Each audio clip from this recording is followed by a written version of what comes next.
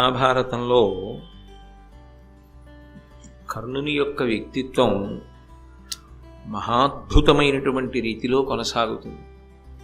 యథార్థమునకు కర్ణుడు లేకపోతే కురుక్షేత్ర యుద్ధం జరిగి ఉండేదా అన్న విషయాన్ని నిష్పక్షపాతంగా పరిశీలనం చేస్తే జరిగి ఉండేది కాదు అన్న విషయమే స్పష్టంగా గోచరమవుతుంది. అందుకే ఆ ధర్మ సంస్థాపన యందు భగవంతుని యొక్క వ్యూహమునందు ప్రణాళికా రచన యందు కర్ణుడు చాలా ప్రధానమైనటువంటి పాత్రని పోషించాడు. దుర్యోధనుడి యొక్క ఆశలన్నీ కర్ణుడి మీదే. ఎందుకనంటే భీముడికి సంబంధించినంత వరకు దుర్యోధనుడి నమ్మకం ఏమిటి అంటే తాను ప్రతిఘటించగలను అని. అందుకే నిరంతరం భీముడి మీద విజయం సాధించడం కోసం అనితర సాధ్యమైనటువంటి రీతిలో పరిశ్రమ చేస్తూ ఉండేవాడు. ఆ విషయాన్ని భీమ దుర్యోధనుల మధ్య జరుగుతున్నటువంటి గదాయుద్ధ సందర్భంలో సాక్షాత్తుగా కృష్ణ భగవానుడే అర్జునుడికి చెప్పినటువంటి విషయాన్ని నేను పూర్వం మహాభారతంలో శ్రీకృష్ణుడు అన్న విషయాన్ని పరిశీలన చేస్తున్నప్పుడు మీతో ఉటంకించడం జరిగింది. అందుకని ఆయన భీముడిని నేను మట్టు పెట్టగలను అని ఒక ప్రధానమైన విశ్వాసాన్ని పొందాడు. కానీ అర్జునుడి విషయం దగ్గరికి వచ్చేటప్పటికీ అర్జునుడిని మట్టు పెట్టగలిగినటువంటి గొప్ప యోధుడు తన వైపు ఒకడు ఉన్నాడు అన్న పరిపూర్ణమైన విశ్వాసము దుర్యోధనుడిలో లేదు. భీష్మద్రోణాదులు లేరా అంటే భీష్మద్రోణాదులు ఉన్నారు, కానీ వాళ్ళకి పాండవ పక్షపాతం ఉన్నది అని, వాళ్ళకి బంధు సంబంధమైనటువంటి ఆప్యాయత ఆ పాండవుల యందు ఎక్కువగా ఉన్నది అని ఒక కృతనిశ్చయం దుర్యోధనుడికి.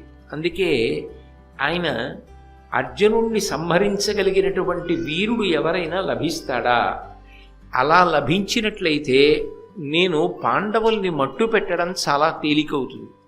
అలా అర్జునుణ్ణి సంహరించగలిగినటువంటి వీరుడు నాకు లభించనంతకాలం నేను చేసేటటువంటి పరిశ్రమ ఏదైనా కూడా పరిమితమైనటువంటి ప్రయోజనాన్ని ఇవ్వగలదు తప్ప పరిపూర్ణమైన ప్రయోజనమును ఇవ్వలేదు అనేటటువంటి లెక్క కట్టుకుని ఉన్నాడు. అటువంటి సమయంలో కురుక్షేత్ర సంగ్రామం జరిగి అందులో కర్ణుడు పడిపోయే పర్యంతము కూడా నిజానికి దుర్యోధనుడి యొక్క ఆశలన్నీ ఎవరి మీద ఉన్నాయి అంటే కర్ణుడి మీదే పెట్టుకున్నాడు. కర్ణుడు అర్జునుడిని సంహరించగలడు, నేను భీముణ్ణి సంహరించగలను, ఇక మిగిలిన వారు పెద్ద విషయంలోకి రారు, వాళ్ళని కర్ణుడు చాలా తేలికగా సంహరిస్తాడు, కాబట్టి విజయము నాదే అనేటటువంటి పూనిక పొందాడు. కర్ణుడి దుర్యోధనుడి పక్కన లేకపోయినా, కర్ణ దుర్యోధనుల మధ్య అంత గొప్ప మైత్రి ఏర్పడకపోయినా, దుర్యోధనుడు కర్ణుడిని తిరుగులేని రీతిలో నమ్మడానికి కావలసినంత స్నేహాన్ని, అటువంటి స్నేహహస్తాన్ని కర్ణుడు అందించకపోయినా దుర్యోధనుడు యుద్ధానికి వెళ్ళి ఉండేవాడా అన్న విషయం కొంచెం అనుమానాస్పదమే. ఎందుకని అంటే అర్జునుడికి తగిన వీరుడు తన పక్షాన ఉన్నాడు అన్న ధైర్యం దుర్యోధనుడికి లేదు. కానీ కర్ణుడు పరిచయం అవడమే మహాభారత కథని ఒక పెనుమలుపు తిప్పింది. అయితే అసలు కర్ణుడు దుర్యోధనుడి వైపుకి ఎందుకు వెళ్ళాడు? దుర్యోధనుడికి సంబంధించినటువంటి బంధుత్వం ఉన్నవాడు కాడు. పాండవుల వైపు బంధుత్వము లేదని చెప్పడానికి వీల్లేదు. అసలు వాళ్ళు వచ్చిన అంశాలను పరిశీలనం చేస్తే నిజానికి తెలియకపోయినప్పటికీ కూడా ఒక రకంగా ధర్మరాజు గారికి సోదరుడే అవుతాడు కర్ణుడు. ఎందుచేత అంటే కర్ణుడు సూర్యుని యొక్క కుమారుడు, ధర్మరాజు గారు యమధర్మరాజు గారి యొక్క అంశతో వచ్చినవాడు. యమధర్మరాజు గారు సూర్యుని యొక్క కుమారుడు, కర్ణుడు సూర్యుని యొక్క కుమారుడు. అప్పుడు ధర్మదేవత యొక్క అంశలో వచ్చినటువంటి ధర్మరాజు గారు సూర్యుని యొక్క కుమారుడైనటువంటి కర్ణుడు, వీళ్ళిద్దరూ అన్నదమ్ములే అవుతారు. అయినప్పుడు ఇద్దరి యందు తత్సంబంధమైనటువంటి తేజస్సు, తత్సంబంధమైనటువంటి అంశయే ప్రకాశిస్తున్నప్పుడు వాళ్ళ మనోభావనల మధ్య సమతౌల్యం ఉండాలి. కానీ కర్ణుడు కేవలము దుర్మార్గుడే అని నిర్ణయించడం కూడా సాధ్యం కాదు. ఎందుచేత అంటే మహాభారతాన్ని నిష్పక్షపాతంగా పరిశీలనం చేస్తే కర్ణుడు దుర్మార్గుడు అని చెప్పడం కన్నా కర్ణుడు విధి చేత విక్కిరింపబడినవాడు, కర్ణుడు దురదృష్టవంతుడు అని చెప్పడానికే అవకాశం ఎక్కువ కనపడుతుంది. ఆ దురదృష్టం ఆయనని వరించి ఉండకపోతే, ఆయన అటువంటి ఇబ్బందులను పొంది ఉండకపోతే, ఆయన నిజానికి కురుక్షేత్రం జరిగిపోయిన తరువాత అఖండ భూమండలాన్ని పరిపాలించడానికి కావలసినటువంటి సమర్థతని పొందినవాడు, అర్హతని పొందినవాడు. ఆయన స్వయంగా కుంతీదేవి యొక్క కుమారుడు, పైగా సూర్యభగవానుని యొక్క పుత్రుడు. ఈ భూమి మీద సహజమైనటువంటి కవచకుండలాలతో ఉన్నవాడు కర్ణుడు వినా ఇంకొకడు కనపడడం. మహాతేజోమూర్తి, గొప్ప అందగాడు. నిజంగా భారతాన్ని నేను 1కి 4 మాటలు అంటున్నాను, నిష్పక్షపాతంగా పరిశీలనం చేస్తే అర్జునుడి కన్నా కూడా చాలా అందగాడిగా కర్ణుడు కనపడతాడు మనకి. అటువంటి బంగారు కాంతితో సూర్యమండలం భూమి మీదకి దిగొచ్చిందా అన్నంత అందగాడు, అంతటి శౌర్యమూర్తి, అంతటి విలుకాడు, అంతటి ధనుర్ధరుడు, అంత గొప్ప పరాక్రమం కలిగినటువంటి వాడు, దానము చేసినటువంటి వాడు. ఆయన గురించి ప్రజలు ఆయన సుగుణముల గురించి మాట్లాడుకున్నారు అనడానికి మహాభారతంలో సాక్ష్యాలున్నాయి. అలాగే ఆయన మౌఢ్యంతో పాండవుల్ని ద్వేషించిన వాడు కాడు. ఆయనకి పాండవుల పట్ల కొంత ప్రేమ ఉన్నది అన్న విషయం కూడా మహాభారతాన్ని పరిశీలనం చేస్తే అర్థమవుతుంది. కుంతీదేవి వచ్చి ఒక క్లిష్టమైన సన్నివేశంలో నువ్వు నా కుమారుడివి అని అడిగితే, అర్జునుడు వినా మిగిలిన 4 నీ కుమారులు నాకు దొరికినప్పటికీ వాళ్ళని వధించకుండా విడిచిపెడతాను అని ప్రతిజ్ఞ చేసినటువంటి ఔదార్యం ఉన్నవాడు. ఆ మాతృప్రేమ లేదు అని చెప్పడం కూడా సాధ్యం కాదు. దుష్టచతుష్టయమునందు ఒకడుగా అపకీర్తిని పొందినప్పటికీ కేవలముగా పరమ దుర్మార్గమైనటువంటి లక్షణములే కలిగినవాడు అని చెప్పడం సాధ్యం కానే కాదు. పైగా కొన్ని సందర్భాలని పరిశీలించినప్పుడు కర్ణుడి విషయంలో చదవడానికి బాధగా ఉంటుంది, చెప్పడానికి బాధగా ఉంటుంది, యథార్థానికి వినడానికి బాధగా ఉంటుంది. ఇది ఇలా ఎందుకు జరిగింది, ఇలా జరగకుండా ఉంటే ఎంత బాగుండేది అనిపిస్తుంది. కానీ ఒక్క విషయాన్ని జాగ్రత్తగా పరిశీలనం చేస్తే దాని వెనక దేవతల యొక్క వ్యూహము స్పష్టంగా కనపడుతూ ఉంటుంది. దుర్యోధనుడికి ఏదో ధైర్యం లేకుండా యుద్ధానికి ఎలా వెడతాడు? దుర్యోధనుడు యుద్ధానికి వెళ్ళకపోతే అధర్మాత్ములందరూ మడిసిపోవడం అన్నది ఎలా సాధ్యమవుతుంది? అసలు కృష్ణ పరమాత్మ యొక్క అవతార ప్రయోజనం ఎలా నెరవేరుతుంది? నరుడి యొక్క అవతారమైనటువంటి అర్జునుని యొక్క అవతార ప్రయోజనం ఎలా నెరవేరుతుంది? ఆ అవతార ప్రయోజనము నెరవేరాలి అంటే దుర్యోధనుడు కురుక్షేత్ర సంగ్రామానికి రావడంలో పూనికని పొంది తీరాలి. అలా పూనికని పొందాలి అంటే ఆయనకి ఒక గొప్ప నమ్మకస్తుడైనటువంటి స్నేహితుడు, ఆ స్నేహితుడు కూడా అర్జునుణ్ణి వధించగలడు అని ఆయనకి నమ్మకం ఉన్నటువంటి వాడు ఒకడు ఉండాలి. ఆ స్థానాన్ని మహాభారతంలో భర్తీ చేసినవాడు కర్ణుడు. కర్ణుడు అలా భర్తీ చేసి ఉండకపోతే అసలు కురుక్షేత్ర సంగ్రామం జరిగేది కాదు. అందుకే నిజానికి ఇద్దరూ సూర్య సంబంధం ఉన్నవారే, ధర్మరాజు గారు కానీ కర్ణుడు కానీ. ఇందాకనే చెప్పాను, సూర్యుడి కొడుకు ధర్మరాజు, యమధర్మరాజు, ఆయన అంశలో వచ్చినవాడే ధర్మరాజు గారు, సూర్యుని యొక్క కుమారుడే కర్ణుడు. అయినప్పుడు ఇద్దరూ సూర్యాంశ సంభవులు అయిన ఇద్దరూ వైరిపక్షాల్లో నిలబడవలసి వచ్చింది. కానీ కర్ణుడి యొక్క జీవితాన్ని పరిశీలనం చెయ్యడం మహాభారతంలో అద్భుతమైనటువంటి విషయాలు కొన్ని అవగతమవుతాయి. మనిషి ఏ ఒక్క దుర్గుణం చాలా దారుణంగా జారిపోయేటట్టు చేస్తుంది అర్థమవుతుంది.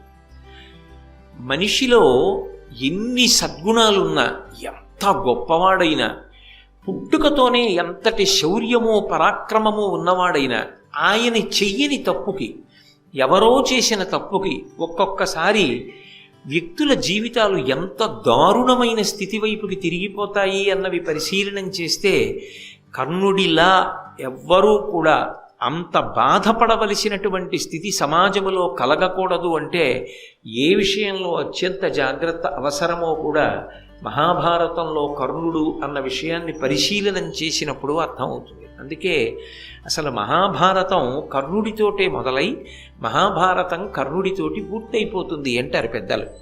ఎందుకని అంటే కర్ణుడు రావడంతో మహాభారతం నడవడానికి కావలసినంత పూనికని పొందింది.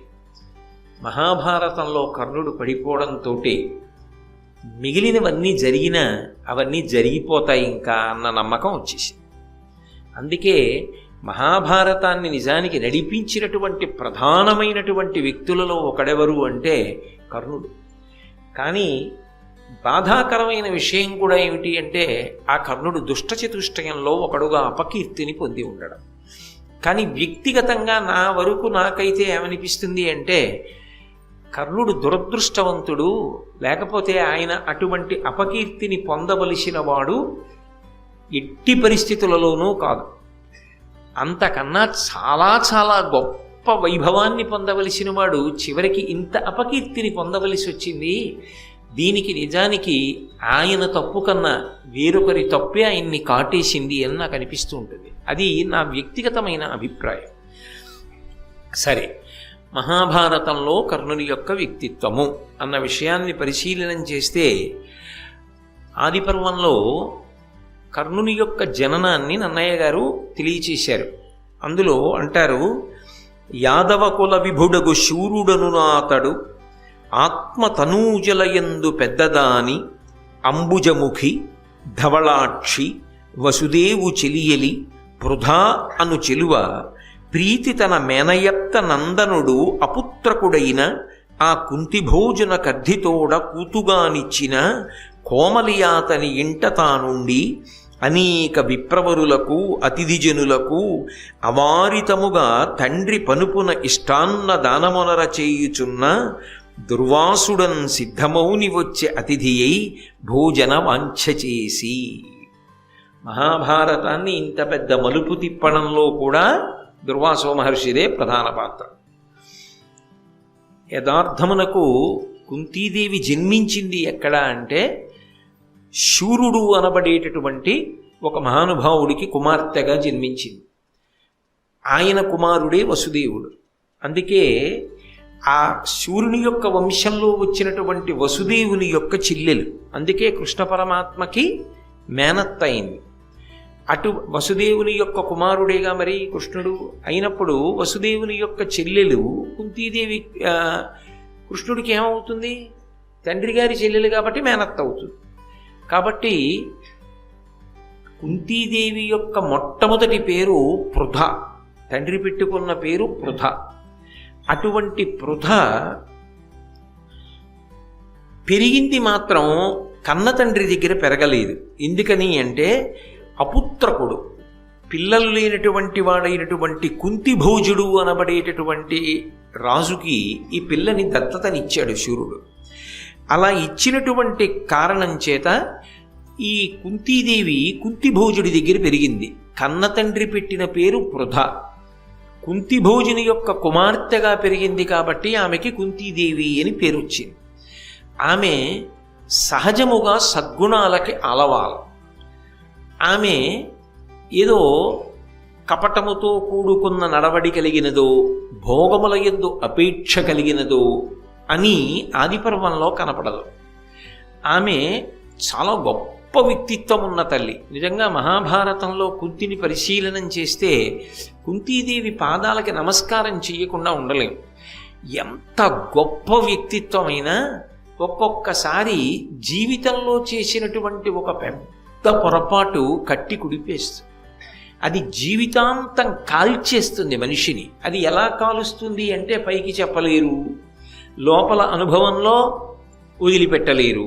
చెట్టు పైకి ఆకుపచ్చగా నవనవలాడుతూ కనపడుతూ ఉంటుంది, కొమ్మలు చక్కగా ఊగుతూ ఉంటాయి. కానీ చెట్టు తొర్రలో మంట ఒకటి బయలుదేరి మండుతోంది. చెట్టు తొర్రలో మంట మండుతుంటే ఆ చెట్టు ఎంత బాధపడుతూ ఉంటుందో దూరంగా నిలబడి చెట్టు కొమ్మలు ఒకటే చూస్తున్న వాడికి తెలియదబ్బా ఎంత పెద్ద చెట్టు, ఎంత బాగుందో, ఎన్ని పువ్వులో, ఎన్ని కాయలో, ఎన్ని కొమ్మలో అంటాడు. కానీ నిజానికి చెట్టు అంత సంతోషంగా లేదు, ఎందుకంటే దాని తొర్రలో అగ్ని కాలుతోంది. అలా కుంతీదేవి కూడా తప్పు చేసేటటువంటి స్వభావము కలిగినది కాదు, కానీ దేవతా వ్యూహము స్పష్టము. దేవతలు అటువంటి తల్లికి గొప్ప పరీక్షనే పెట్టారని చెప్పుకోవాలి. అందుకే ఆవిడికి సహజంగా బాల్యం నుంచి వచ్చినటువంటి గొప్ప గుణం ఏమిటంటే ఓర్పు. అది చిన్న పిల్లలకి ఉండడం అన్నది చాలా కష్టం. ఒక మహారాజు గారి ఇంట్లో అతిథులు వస్తే భోజనం పెట్టడానికి ఎవరిని పంపించాలి? ఇంట్లో ఉన్న పెద్దవాళ్ళని పంపిస్తారు. కానీ ఇంటికొచ్చిన వాళ్ళందరికీ అన్నం పెట్టడానికి కుంతి భోజుడు ఎవరిని పంపించాడు అంటే కుంతీదేవిని పంపించాడు. ఎందుకని అంటే ఆ అమ్మాయి చిన్నది, ఇంకా పెళ్లి కూడా కానటువంటి పిల్ల, కుమారి అయినా ఆమె అంత ప్రేమతో వచ్చినటువంటి అతిథులందరికీ భోజనం పెట్టి తండ్రికి గౌరవ మర్యాదలు తీసుకొచ్చింది. ఆమె దగ్గరికి ఒక రోజున దుర్వాసో మహర్షి ఆతిథ్యం కోసం వచ్చాడు, అంటే కుంతి భోజుడింటికి వచ్చాడు అని. దుర్వాసో మహర్షి యొక్క ఆగ్రహం ఎలా ఉంటుందో మీరు పూర్వం చూశారు. కృష్ణ భగవానుడంతటి వాడిని ఆయన విడిచిపెట్టలేదు. పాయసం వండి తెమ్మని కొద్దిగా తిని ఒళ్ళంతా పాయసం పుయ్యమని, నువ్వు నా అరికాల దగ్గర పాయసం సరిగ్గా పుయ్యలేదు, అందుకని నీకు అరికాలు దగ్గరే బాణం తగిలి అత్యంత ప్రమాదం ఏర్పడుతుంది అని చెప్పి శాపవాక్కు విడిచిపెట్టాడు. సరే, అది మంగళప్రదం అవుతుంది, ఆ కారణం చేతనే అవతారమును ఎప్పుడోప్పుడు వదిలిపెట్టాలి కాబట్టి వదిలిపెట్టి పరమపదంలో ప్రవేశించడానికి ఆస్కారము కలుగుతుంది అని కూడా చెప్పాడు. అటువంటి దుర్వాసో మహర్షి ఒకనాడు కుంతి భోజని ఇంటికి ఆతిథ్యం కోసం అని వచ్చాడు. అలా వచ్చినటువంటి వాడు ఆతిథ్యాన్ని స్వీకరించేటప్పుడు, ఆయనకి ఆతిథ్యం ఇచ్చేటప్పుడు సాధారణంగా ఎవరు నుంచుతారు? ఎవరైనా పరిణతి కలిగిన వాళ్ళు కాస్త వయస్సులో పెద్దవాళ్ళని పెడతారు. ఎందుకంటే ఆయన సామాన్యుడు కాడు, క్రోధధారి, ఏమో ఎప్పుడేం కోపం వస్తుందో కాస్త పెద్దవాళ్ళని చూడమని అంటారు. కానీ చిత్రం ఏమిటంటే కుంతీదేవే సపర్య చేసింది, కుంతీదేవే భోజనం పెట్టింది. అంటే వయసుతో సంబంధం లేకుండా ఆవిడ పరిణతి అటువంటిది. ఆయన భోజనం అంతా చేశాడు. కుంతీదేవి చేసిన సేవల చేత ఎంతో సంతోషాన్ని పొందాడు. ఒక పెళ్లి కాని పిల్లకి ఆ వరం అవసరమా అని మనం అనుకుంటామేమో, కానీ భారత కథా గమనానికి ఆ వరం ఎంతో అవసరమని త్రికాలవేది అయినటువంటి మహర్షి భావన చేసి ఉంటాడు. అందుకే ఆయన వెళ్ళిపోతూ ఒక వరం ఇచ్చాడు. నువ్వు ఎప్పుడైనా ఎవరైనా దేవతని నేను నీకు ఉపదేశం చేసిన మంత్రం చేత ఆహ్వానం చేస్తే వాళ్ళొచ్చి నీకు సంతానాన్ని అనుగ్రహిస్తారు అని చెప్పి ఆ మంత్రాన్ని ఉపదేశం చేసి వెళ్ళిపోయాడు. ఆయనతో ఉండే గొడవ ఎలా ఉంటుందంటే, ఈ మంత్రం నాకెందుకు అంటే అదో గొడవ, అందుకని ఇచ్చింది పుచ్చేసుకుంటే అయిపోతుంది. అందుకని ఆ మంత్రాన్ని ఒక కన్య ఉపదేశాన్ని పొందింది. అది నిజానికి తర్వాత కాలంలో భారతాన్ని నిలబెట్టింది. ఆ వరం వల్లే కదా ధర్మరాజు గారు భీముడు, అర్జునుడు, నకులుడు, సహదేవుడు పుట్టారు. ఆ వరమే నిజానికి భారతాన్ని దుర్యోధనుడి వైపు నుంచి కూడా నడిపించడానికి కారణమైంది. ఈ వరం కుంతీదేవిలో ఎందుకో ఒకప్పుడు ఒక చాపల్యానికి కారణమైంది. ఆమె సహజముగా చాపల్యము కలిగినటువంటి పిల్ల మాత్రం కాదు. అప్పుడు ఏమనుకోవాలి అంటే, బుద్ధిని ప్రచోదనం చేసేవాళ్ళు ఎవరు? దేవతలు ప్రచోదనం చేస్తారు. అందుకే కదా ఏ పూజ చేసినా ఆఖరణ లఘుగాయత్రిలో ప్రచోదయాత్ అని అడుగుతారు. ఎందుకో ఒక రోజున ఆమె బుద్ధి అలా ప్రచోదనమైంది. ఆమె గంగా స్నానానికి వెళ్ళింది. గంగలో స్నానం చేసి చూసేటప్పటికీ భానోదయం అవుతోంది. సూర్యబింబాన్ని చూసింది. ఎర్రటి బింబాన్ని తదేకంగా చూడరు, బంగారు వర్ణంలోకి వచ్చినటువంటి బింబాన్ని చూసింది. అది ఎంతో అందంగా ఉంటుంది, మాంసచిక్షువుతో చూడ్డానికి యోగ్యంగా ఉంటుంది. ఆ బంగారు రంగులో ఉన్న బింబాన్ని చూసేటప్పటికీ ఆవిడికి ఎందుకో దుర్వాసో మహర్షి ఇచ్చినటువంటి వరం జ్ఞాపకానికి వచ్చింది. అబ్బా, వెలుగుల ముద్ద, బంగారు వర్ణంలో ఉన్నాడు, ఇట్లాంటి పిల్లాడు నాకు పుడితే అనుకుంది. అసలు అప్పుడు ఎందుకు ఆలోచన ఆవిడికి? ఎందుకో అప్పుడు వచ్చింది ఆలోచన. అసలు అలా అని చూస్తే ఏమవుతుందో చూద్దాం. లోకంలో ఎలా ఉంటుందంటే కొన్ని ఇలా చేస్తే ఏమవుతుందో చూద్దామనో ఆలోచన వస్తూ ఉంటుంది. కానీ కుంతీదేవి అలా పరిణతి చాలా తక్కువ ఉన్నదని అనుకోవడానికి వీల్లేదు. పైగా అదే చిన్న విషయమా చిరక విషయమా? ఓ పిల్లాడిని కన్నెపిల్ల పొందడం అంటే ఆమెకి తెలియదా దాని యొక్క విపరిణామములు ఎలా ఉంటాయో? అంటే తెలుసు ఆమెకు. కానీ దేవతా వ్యూహం అనే నేను అనుకోవలసి ఉంటుంది, మీరైనా భావన చేయవలసి ఉంటుంది. మహాభారతం ధర్మ సంస్థాపన కోసం జరిగిన కథ కాబట్టి అలా ఒక వ్యక్తి రాకపోతే, దుర్యోధనుడి పక్షాన నిలబడకపోతే భారత యుద్ధం జరిగే అవకాశం లేదు. అందుకే ఆమెకు ఆ చాపల్యం కలిగి గంగానదిలో స్నానం చేసి సూర్యబింబం వంక తిరిగి ఆ మంత్రము తనదగు హృదయమున అక్కన్య నిలిపి ఆదిత్యున కర్ఘ్యమెత్తి నాకు ఇమ్ము ప్రియమ్మున నీయట్టి పుత్రునంబుజమిత్ర అర్ఘ్యమిచ్చి ఆ సూర్యబింబానికి ఇస్తూ నీలాంటి కొడుకుని నాకియ్యి అంది. దేవతలకు ఓ లక్షణం ఉంటుంది.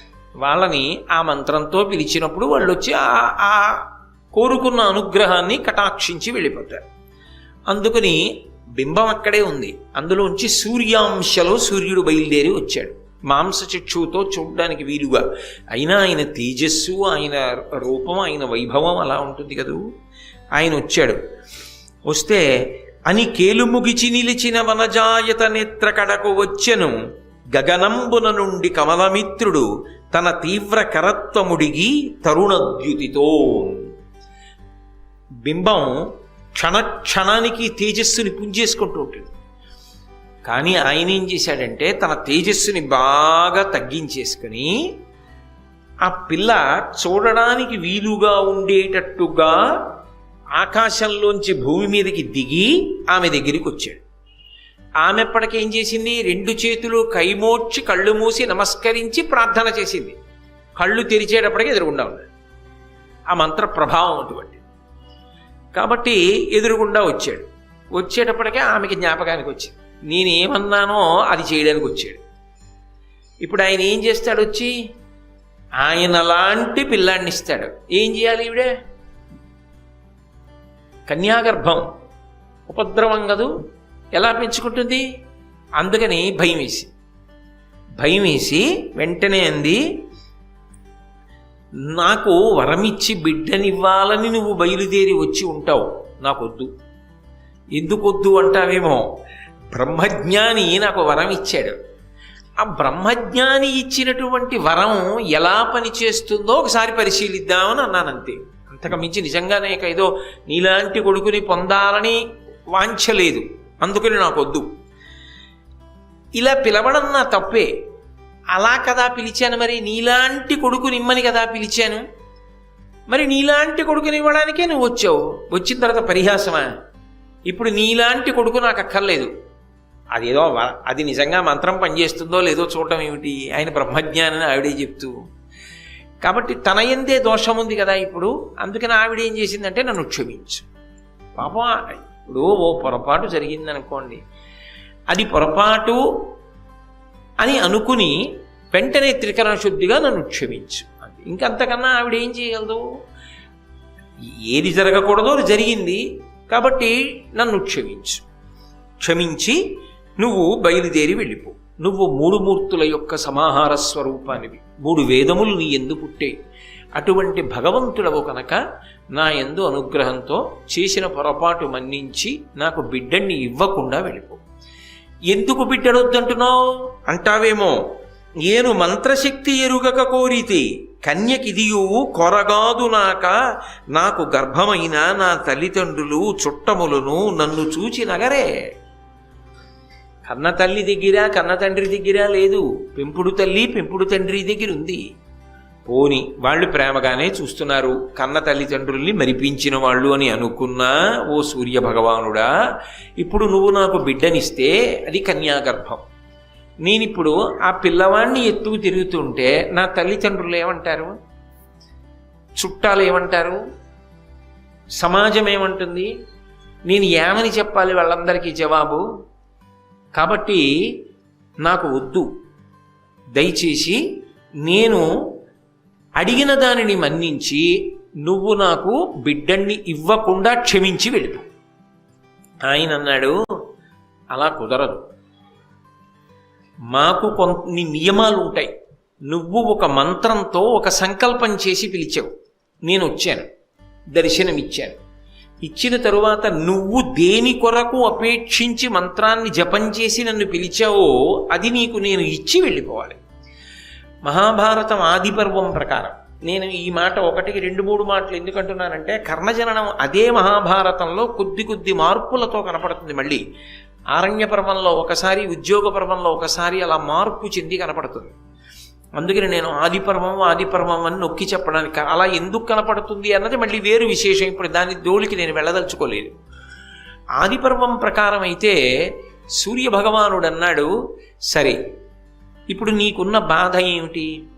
నేను నీకు బిడ్డన్ని ఇస్తే కన్యాగర్భం అని బెంగ, కాబట్టి సద్యోగర్భంలో నీకు సంతానం ఇస్తాను అంటే ఉత్తర క్షణం నీకు కుమారుడు జన్మిస్తాడు. దానికోసం నువ్వు గర్భధారణ చేయవలసిన అవసరం ఉండదు. వనపర్వం ప్రకారం అయితే 10 నెలలు మోసింది కర్ణుడిని. కాబట్టి నీ కన్యాత్వము చెడదు. భవిష్యత్తు యందు నువ్వు వేరొకరికి ఇల్లాలి అయినప్పుడు నేను మోసగించానన్న భావన నువ్వు పొందక్కర్లేదు. నీ కన్యాత్వం చెడకుండా నీకు వరమిస్తున్నాను. సంతానమును కటాక్షించి దేవతలుగా నేను పాటించవలసిన నియమాన్ని నేను పాటిస్తాను.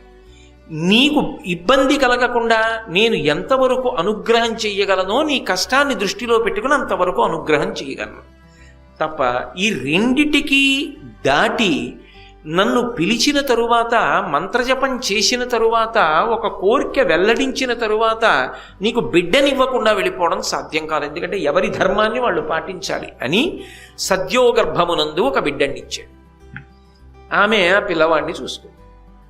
ఆ పిల్లవాడు సలలితమైన పుట్టుకవచంబు నిసర్గజమైన కుండలంబుల యుగళంబు నొప్పగా సుపుత్రుడు కర్ణుడు పుట్టే సూర్యమండలమొక భూతలంబున బెడంగయి దీప్తి సహస్రకంబుతో వెలుగెడునా నిజజ్యుతి సవిస్తరలీల వెలుంగుచుండగన్.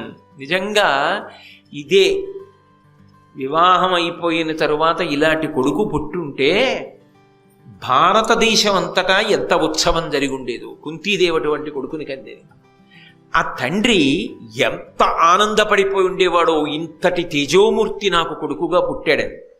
ఆ పుట్టినవాడి జీవితం ఎంత భద్రమైన రీతిలో, ఎంత గొప్పగా వర్ధిల్లి ఉండేదో. ఇందులో ఎవరిది తప్పని నిర్ణయం చేయగలరు? దుర్వాసో మహర్షి వరమివ్వడం తప్పంటారా? భారతం ఎలా నడుస్తుంది? అంత పరిణితి కలిగిన పిల్ల కుంతీదేవి అడగడం తప్పంటారా? వచ్చిన సూర్య భగవానుడు ధర్మం పాటించడం తప్పంటారా? అప్పటికీ సద్యోగర్భంలో బిడ్డనిచ్చి వెళ్ళడం తప్పంటారా? అయినా తన మర్యాదని దృష్టిలో పెట్టుకుని ఆ పిల్లాన్ని ఏం చెయ్యాలో అర్థం కాక విస్తుపోవడం కుంతీదేవి ఏళ్ళ తప్పంటారా?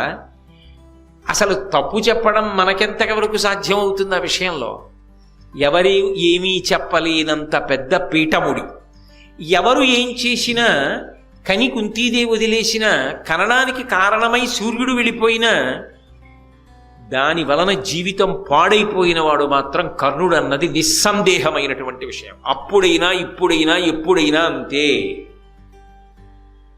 అటువంటి పరమ ప్రమాదకరమైన పనులు జరగకుండుగాక, అది భారతం యొక్క తీర్పు అంతే. కాబట్టి ఆ పుట్టిన పిల్లవాడు పుట్టు కవచంబు, వాడికి పుడుతూనే కవచం ఉంది. లోకంలో కవచం కట్టుకుంటాడు ఎవడైనా, ఆయనకి పుడుతూ కవచం ఉంది. అంతేకాదు, నిసర్గజమైన కుండలంబుల యుగళంబు నొప్పగా, చెవులకి సహజమైనటువంటి కుండలములు ఉన్నాయి.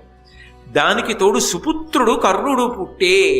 ఆయన గురించి తప్పుగా ఏం మాట్లాడాల, ఏదో కుక్కలు కూసాయి, నక్కలు కూసాయి, రక్తం వర్షం పడింది, దుశ్శకునములు ఏం చెప్పలేదు. నన్నయ్య గారు చాలా పవిత్రమైన మాట మాట్లాడారు. అతను సుపుత్రుడు కర్ణుడు పుట్టే. నిజంగా అటువంటి కొడుకు ఎవరికి పుడతాడు? ఆయన సుపుత్రుడే. పరిస్థితులు ఆయనను అలా చేసేసాయి. అనేక మలుపులు తిరిగిపోయింది ఆయన జీవితం. ఆయన చేతిలో లేకుండా తిరిగిపోయింది. ఆయన చెయ్యని పాపానికి ఆయన జీవితం అలా తిరిగింది. నిజంగా ఒక కోణంలో ఆలోచన చేస్తే కర్ణుడి గురించి ఆలోచన చేసినప్పుడు చాలా బాధే కలుగుతుంది. అయ్యయ్యయ్యో, ఇంత పౌరుష పరాక్రమాలు, ఇంతటి శౌర్యమూర్తి, ఇంత గొప్పగా పుట్టినవాడు ఆఖరికి దుష్టచతుష్టయంలోకి వెళ్ళిపోయాడే. అందుకు పుట్టినవాడైతే ఎన్ని దుశ్శకునములు కనపడాలి? అవేం చెప్పలేదు కదా భారతంలో. దుర్యోధనుడు పుట్టినప్పుడు ఎలా జరిగాయో అలా జరగలేదే. చాలా అద్భుతంగా వర్ణిస్తున్నారు. ఆంధ్రీకరించినప్పుడు నన్నయ్య గారు, సుపుత్రుడు కర్ణుడు పుట్టే సూర్యమండలం ఒక భూతలంబున బెడంగయి, సూర్యమండలం భూమి మీదకి దిగిందా అన్నట్టుగా ఉన్నాడు ఆ పిల్లాడు. దీప్తి సహస్రకంబుతో వెలుగడు నా నిజజ్యుతి, ఆ కాంతి అలా ఉంది పిల్లాడిది. అది అన్ని వేపులకి కొడుతోంది. అంత అందగాడు, బంగారు రంగులో మిరిసిపోతున్నాడు ఆ పిల్లాడు. సవిస్తరలీల వెలుంగుచుండగన్, ఎంత కాదన్నా ఏది ఏమైనా ఇప్పుడు కుంతిపుత్రుడు. వాడు సామాన్యుడా? అసాధారణ పుత్రుడు, సుపుత్రుడు, మొదటి కొడుకు ఆమె. అంతటి మహాతల్లి యొక్క పెద్ద కొడుకు. ఇప్పుడు ఆమె పిల్లవాడిని 2 చేతులతో పట్టుకుంది. సాధారణంగా రాజవంశాలలో కొడుకుడితే చాలనే బాధపడుతుంటారు, ఎందుకంటే ఆ రాజ్యానికి వారసుడు కావాలని. అందున సుపుత్రుడు పుట్టుకతో ఇంతటి తేజోమూర్తి పుడితే ఎంత ఆనందపడిపోయి ఉత్సవం చేయాలి.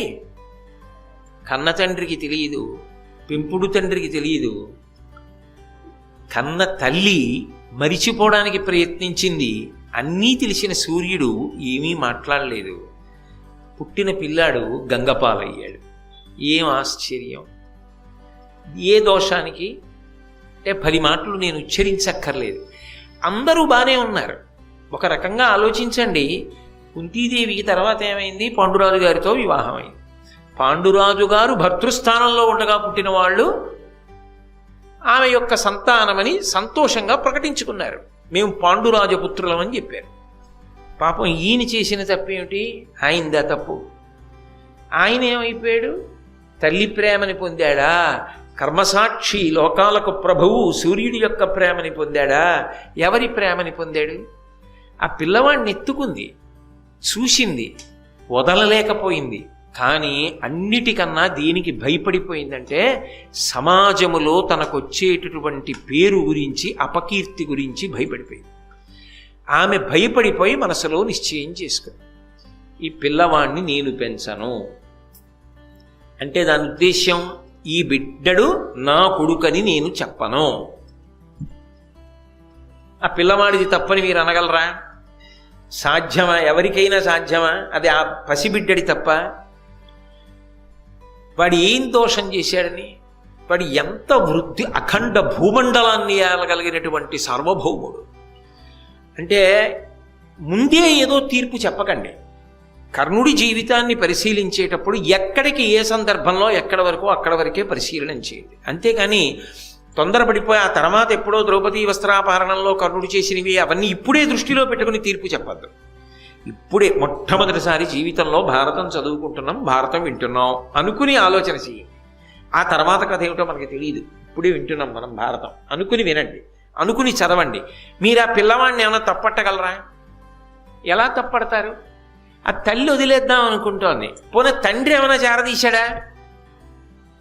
నన్ను మన్నించుగాక సూర్యుడు, ఆయన ఏమీ చేరదీయలేడు. నా బిడ్డ నువ్వు వదిలేస్తే నీ పెంచుతా అని ఆయన అలా. ఆవిడ నా కొడుకని చెప్పలేను, అందుకని నేను ఇంటికి తీసుకెళ్ళను, నేను వీడిని పెంచను, నేను వదిలిపెట్టేస్తాననుకుంది. ఈమె మనసులో భావాన్ని గ్రహించాడు సూర్యుడు. గ్రహించి దొరికినవాడు బిడ్డన్ని పెంచడానికి కొంత ఆధారం కూడా కల్పించాలి కదూ. అందుకని ఆయన ఏం చేశాడంటే గంగానదిలోనే ఒక గొప్ప మంజూష, ఒక పెట్టి కొట్టుకొచ్చింది. ఆ పెట్టి పట్టుకుని విప్పి చూసింది కుంతీదేవి. అందులో బంగారము, అమూల్యమైనటువంటి రత్నములు ఇవన్నీ కూడా పెట్టెలో ఉన్నాయి. ఇప్పుడు ఆ పిల్లాన్ని వదిలేయాలి. అది అంత తేలికేం కాదు కుంతీదేవికి. వదిలేయడం ఒక బాధ, వదిలేశానన్న బాధ గుర్తొచ్చినప్పుడల్లా కాలుస్తుంది. చెట్టు తొర్రలో మంట.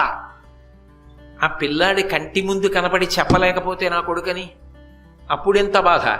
ఆ కొడుకే తన కొడుకులకు ఎదురొస్తే అప్పుడెంత బాధ. అది ఆ పుండుని అలా కెలుకుతూనే ఉంది ఆవిడ జీవితాంతం. ఒకటే తప్పు. అది తప్పని చెప్పలేం, చాపల్యం. ఆమె ఏమి పాపం ఇతర రకములైనటువంటి భోగమును అపేక్షించి చేసిన దోషం కూడా కాదు. కానీ ఏ కోణంలో చేసినా, ఏ హృదయంతో చేసినా అది మాత్రం కన్యాగర్భమైంది. అది శాపం ఎవరికైంది అంటే ఒక రకంగా కుంతీదేవికైంది, మానసికంగా చిత్తక్షోభ పొందింది. ఇంకొక రకంగా పాండవులకైంది. సొంత అన్నగారిని శత్రువర్గంలోకి వెళ్ళిపోయాడు. తెలిసా? వాళ్ళకి తెలియదు, కానీ ఎదురొచ్చాడు. ఆయనకి తెలిసింది, ఏమీ చేయలేకపోయాడు, వెనక్కి రాలేకపోయాడు. అప్పటికే దుర్యోధనుడికి మాట ఇచ్చేసాడు. ఆయన నలిగిపోయాడు. చిట్ట చివరికి చంపేశాక తెలిసింది మా అన్నయ్యని. ఎంత ఏడిచారు! ఒక్క పొరపాటు. కానీ కొన్ని పొరపాట్లు పర్వాలేదు, కాలంలో సర్దుకుంటాయి, మచ్చ పోతుంది. కొన్ని పొరపాట్లు జీవితంలో కాదు, యుగం దాటిపోయిన తర్వాత కూడా ప్రవచనాల్లో చెప్తారు, పుస్తకాల్లో ఉంటాయి. ఆ పొరపాట్ల జోలికి వెళ్ళవద్దు ఎవరైనా సరే.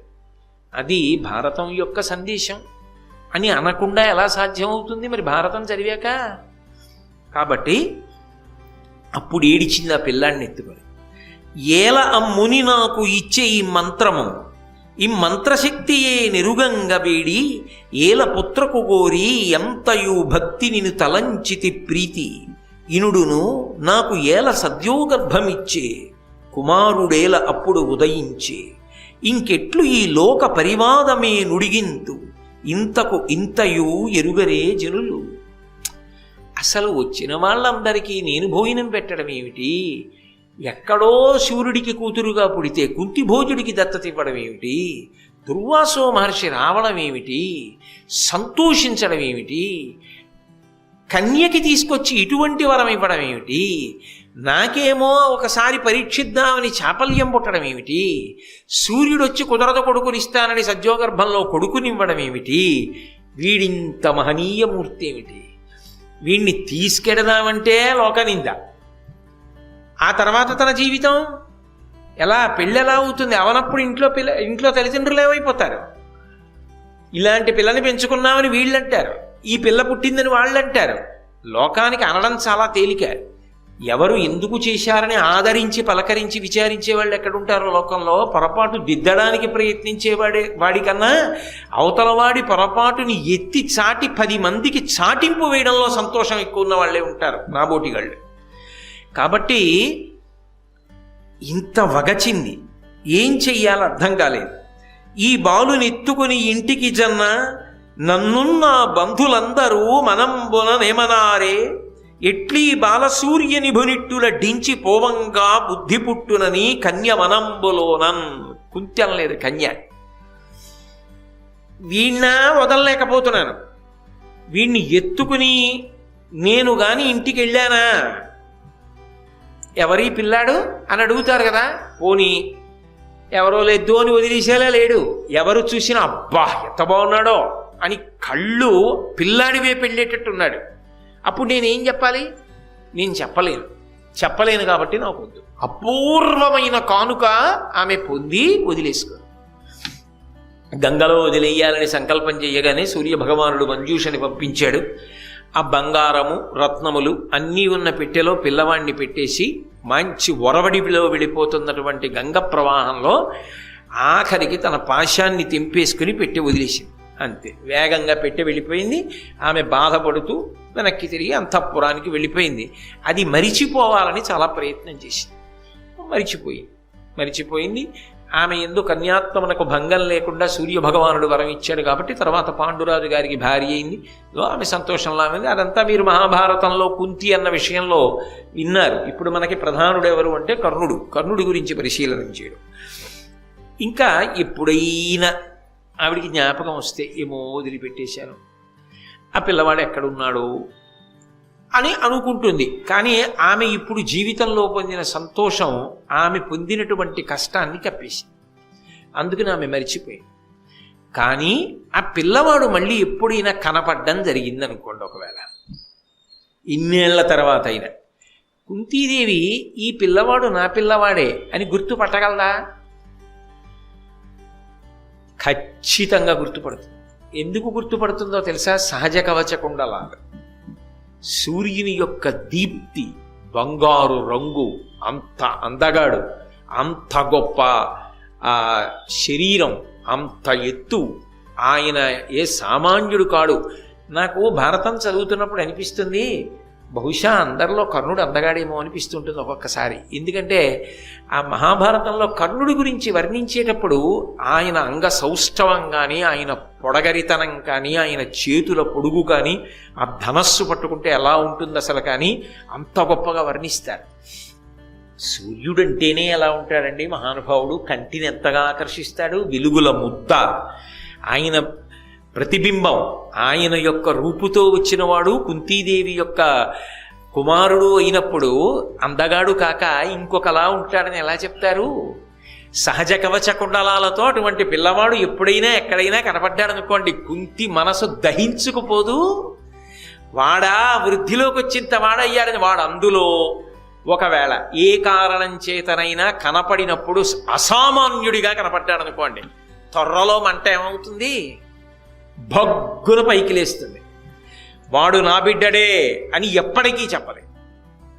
కాబట్టి ఇంత వృద్ధిలోకి వచ్చినా వాడిని చెప్పలేకపోతున్నాను, వాడు ఏమైపోతున్నాడో అన్న బాధ కొద్దిగా ఉండిపోతుంది కదా. అక్కడతో వదిలేశారు. ఆ పిల్లాడు అలా పెరగాలి. ఎక్కడో పెరిగాడు. ఎక్కడ పెరిగాడు అంటే అది మాత్రం చెప్పారు. ఆ పెట్టెలో పెట్టబడినటువంటి పిల్లవాడు పెట్టెతో సహా గంగా ప్రవాహంలో వెళ్ళిపోయాడు. వెళ్ళిపోయినప్పుడు ఒక సూతుడు అంటే రథసారథికి దొరికాడు. ఆయన ఆ పెట్టెని ఇంటికి తీసుకెళ్ళి ఆయన భార్య రాధ అన్న ఆవిడికి ఇచ్చాడు. అసలు ఆయన కుంతీదేవి యొక్క కుమారుడు. ఎలా? గుప్తంగా కుంతీ కుమారుడు, ప్రకటనంగా రాధా కుమారుడు, రాధేయుడు. ఎందుకని? ఎవరికి పెట్టె దొరికిందో ఆయన భార్య పేరు రాధ. ఆమె ఎంత అదృష్టవంతురాలో మహాతల్లి, ఎంత సౌశీల్యవతో. ఆ పిల్లవాడిని తీసుకొచ్చినప్పుడు ఆ పెట్టె దొరికిన ఆయన భార్య దగ్గరికి తీసుకెళ్ళి ఇస్తూ అన్నాడు, ఈ బిడ్డడు నాకు ఈ పెట్టెలో దొరికాడు గంగానదిలో. ఆ పెట్టెలో అమూల్యమైన రత్నములు, బంగారం కూడా ఉన్నాయి. అది విచిత్రం. వీడు వస్తూ బిడ్డడే రాలేదు మన ఇంటికి, ఇంత బంగారం, ఇన్ని రత్నాలు కూడా తెచ్చాడు. కాబట్టి వీడిని వసుషేణుడు అని పేరు పెడుతున్నాయి పిల్లాడికి అన్నాడు. కర్ణుడి యొక్క అసలు పేరు, ఆ పెంచిన తండ్రి గారు పెట్టుకున్న పేరు వసుషేణుడు. అంటే మీరు ఒకటి గమనించండి, ఒక చోట వదలబడిన వాడు వేరొకరికి దొరికినప్పుడు అంత సంతోషకారకమయ్యాడు. అది విచిత్రం. ఆయన అంత సంతోషంగా పట్టుకెళ్ళి భార్యకి ఇచ్చాడు. ఆ భార్య రాధ ఆ పిల్లవాడిని చేత్తో పట్టుకుంది. పట్టుకోగానే ఆమె మాతృత్వాన్ని పొందింది. అబ్బా, ఎంత గొప్ప పిల్లవాడు, నా కోసమే దొరికాడు, వీడు నా అనురాగ పట్టి, నా కొడుకు అన్న భావన రాగానే ఆమెకు పాలు చేపునకు వచ్చాయి. ఆమె పాలిచ్చి పెంచింది. ఇదే చెప్పుకున్నాడు కర్ణుడు ఒకసారి. ఆమె పాలు తాగాను, నాకు తల్లి పాలిచ్చింది. ఆమె కుమారుడిగా లోకంలో పేరు పొందాను. ఇప్పుడు కాదు కుంతీ కుమారుణ్ణని చెప్పుకొనా? పాలిచ్చిన అమ్మ, పెంచి పోషించిన అమ్మ నా అమ్మ కాదు అని అననా? అనలేనన్నాడు. కర్ణుడు గొప్పవాడు కాదని మీరు ఎలా అనగలరు? నేను ఎలా అనగలను? నేను అనలేను. కానీ ఆయన దురదృష్టవంతుడు అని నేను అనడానికి కారణం, ఆయన ఆ గుణములు శోభించలేదు. అవి చెప్పుకోవడానికి అవకాశం రాకుండా అంతకన్నా దుష్టచతుష్టయంలో ఒకడిగానే అపకీర్తి ఎక్కువగా వచ్చింది అంటే ఆయనని కాలం అలా తిప్పేసింది, అనుకోని రీతిలో తిప్పేసింది. ఇప్పుడు దాని దోషమేముందండి? అది బ్రహ్మాండమైనటువంటి సువాసనలు వెదజల్లేటటువంటి పొద. కానీ అది ఎన్ని పూలు పూసినా, అది ఎంత సువాసనాభరితమైనదైనా, ఆ పొద తెలిసో తెలియకో బ్రహ్మాండమైనటువంటి సర్పానికి ఆలవాలమైంది. దాని ఆ పొదలో మధ్యలో పుట్టపెట్టి ఒక మహాసర్పం పడుకుంటుంది. ఎవరైనా వెడతారా ఆ పొద దగ్గరికి? కోస్తారా పువ్వు? ఆ సువాసన పీలుద్దామని దగ్గరికి ఎడతారా? పరిస్థితుల ప్రభావం కర్ణుణ్ణి దుర్యోధనుడి దగ్గరికి తిప్పింది. అక్కడ పోయింది కర్ణుడి యొక్క వైభవం. అయితే ఆయనంతా ఆయన వెళ్ళాడా? ఆయన చేసిన తప్పులకి వెళ్ళాడా? కాదు. ఎలా వెళ్ళాడో, ఎందుకు వెళ్ళాడో పరిశీలనం చేస్తే నిజంగా చాలా చాలా బాధే కలుగుతుంది. అయ్యయ్యయ్యో, ఈ మలుపు తిరిగిక పట్టి కదా ఇలా అయిపోయాడు ఈయన అనిపిస్తుంది. అది ఎక్కడ తిరిగింది అన్నది మనం పరిశీలనం చేద్దాం. ఆ తల్లి రాధమ్మ ఎంతో ప్రేమతో పాలిచ్చి పిల్లవాడిని సొంత కొడుకుగాని పెంచి పెద్ద చేసింది. ఆ తండ్రి కూడా అంత ప్రేమతో పెంచి పెద్ద చేశాడు. అలా పెంచి పెద్ద చేసినటువంటి పిల్లవాడు పెరిగి పెద్దవాడయ్యాడు. అయిన తరువాత ఒకానొకప్పుడు ఈ కుంతీదేవి పాండురాజు గారిని పెళ్లి చేసుకుంది. పెళ్లి చేసుకున్న తర్వాత ధర్మరాజు, భీముడు, అర్జునుడు, నకులుడు, సహదేవుడు దేవతల యొక్క అంశాలలో పుట్టారు. పుట్టిన తర్వాత పాండురాజు గారు శరీరం విడిచిపెట్టాడు. శరీరం విడిచిపెట్టిన తర్వాత మాద్రి సహగమనం చేసేసింది. ఈ పిల్లల్ని నేను ఎక్కడ పెంచగలనని చెప్పి అక్కడ ఉన్నటువంటి బ్రాహ్మణులందరినీ కూడా తీసుకుని ఆవిడ బయలుదేరి ఆ ఋషులందరితో కలిసి హస్తినాపురానికి వచ్చింది. అప్పుడు ధృతరాష్ట్ర మహారాజు స్వాగతం పలికాడు. ఆమె అంతఃపురంలోకి ప్రవేశించింది. వీళ్ళు దేవతాంశలలో వచ్చినటువంటి పిల్లలు పాండురాజు గారు కోరి కన్నవాడే కాబట్టి పాండురాజు యొక్క కుమారుడుగానే లోకములో ధార్మికంగా భావింపబడ్డారు. వాళ్ళందరూ కూడా పాండుతనూజులు అన్న పేరుతో పెరిగి పెద్దవారవుతున్నారు. సహజంగా దేవతాంశలలో వచ్చిన వారు కాబట్టి క్రమశిక్షణతో గురువుల పట్ల, పెద్దల పట్ల అకుంఠితమైనటువంటి గౌరవంతో వాళ్ళకి సేవ చేస్తూ వృద్ధిలోకి వచ్చారు. అదే సమయంలో పుట్టుకతోనే అధర్మాత్ముడు, పుట్టుకతోనే మాత్సర్య బుద్ధి కలిగినవాడు, పాండవులను ఎలా పాడు చెయ్యాలనేటటువంటి కోరిక తనంత తానుగా మొదటి నుంచి ఉన్నవాడు. పరిస్థితుల ప్రభావం వల్ల అన్న మాట దుర్యోధనుడికి అన్వయం అవ్వదు. ఆయనకి పుట్టుకతో వాళ్ళెప్పుడూ సోదర భావనతోనే ఉన్నా ఆయన అలా అంగీకరించలేడు పాండవుల్ని. అందుకని ఎలా పాండవుల్ని పాడు చేసేయాలనేటటువంటి భావన పరిపూర్ణముగా ఉన్నవాడు దుర్యోధనుడు. అయినా వాళ్ళ ధర్మం వాళ్ళని రక్షిస్తూ వచ్చింది పాండవుల్ని. అందుకే విషాన్నం పెట్టించాడు, పాములతో కరిపించాడు, నీళ్లలో తోయించాడు, లక్క ఇంట్లో పెట్టి కాల్పించాడు, ఇన్ని చేయించాడు కదూ. ఆ పిల్లలు పాండవులు పెరిగి పెద్దవాళ్ళు అవుతున్నారు. ఒకప్పుడు కృపాచార్యుల వారు పాఠం చెప్పారు వాళ్ళకి.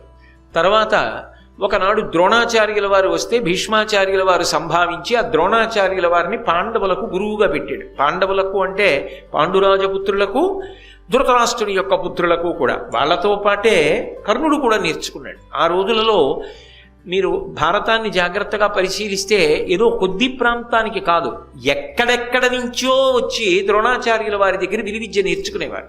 అందుకే కర్ణుడు కూడా ద్రోణాచార్యుల వారి దగ్గరే విలువిద్య నేర్చుకున్నాడు. అందుకే గురుడు అన్న మాటే వాడుతూ ఉంటాడు ద్రోణాచార్యుల వారిని ఉద్దేశించి. ఆయన దగ్గరే నేర్చుకున్నాడు.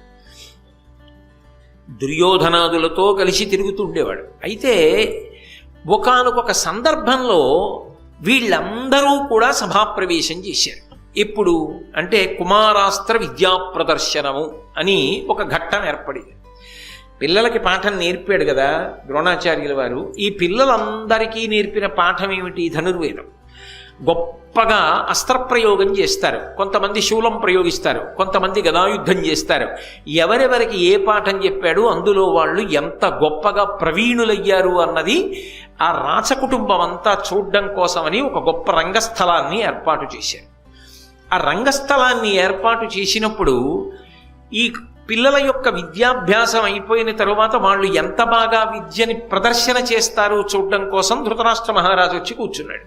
పక్కన గాంధారి కూర్చుంది, ఆ పక్కనే కుంతీదేవి కూర్చుంది. భీష్ముడు, ద్రోణుడు, విదురుడు, అశ్వత్థామ, కృపాచార్యుడు, ద్రోణాచార్యుడు వీళ్ళందరూ ఉన్నారు. సరే, పిల్లల్ని ప్రారంభం చేయమన్నారు.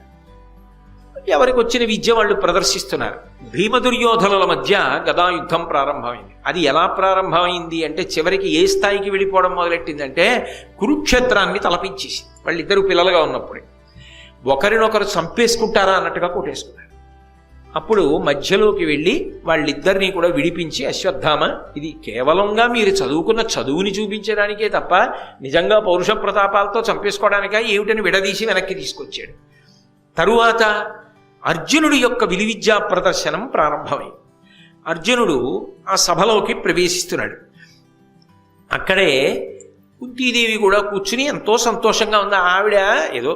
ఆవిడ భావనలో ఏముంటుంది, తన బిడ్డల్లో భీముడు గొప్ప గదాయుద్ధం చేస్తాడు, ధర్మరాజు గారు శూలం విసురుతాడు, ధనుర్బాణములు ప్రయోగిస్తాడు, అలాగే అర్జునుడు సకలాస్త్ర సంపన్నుడు.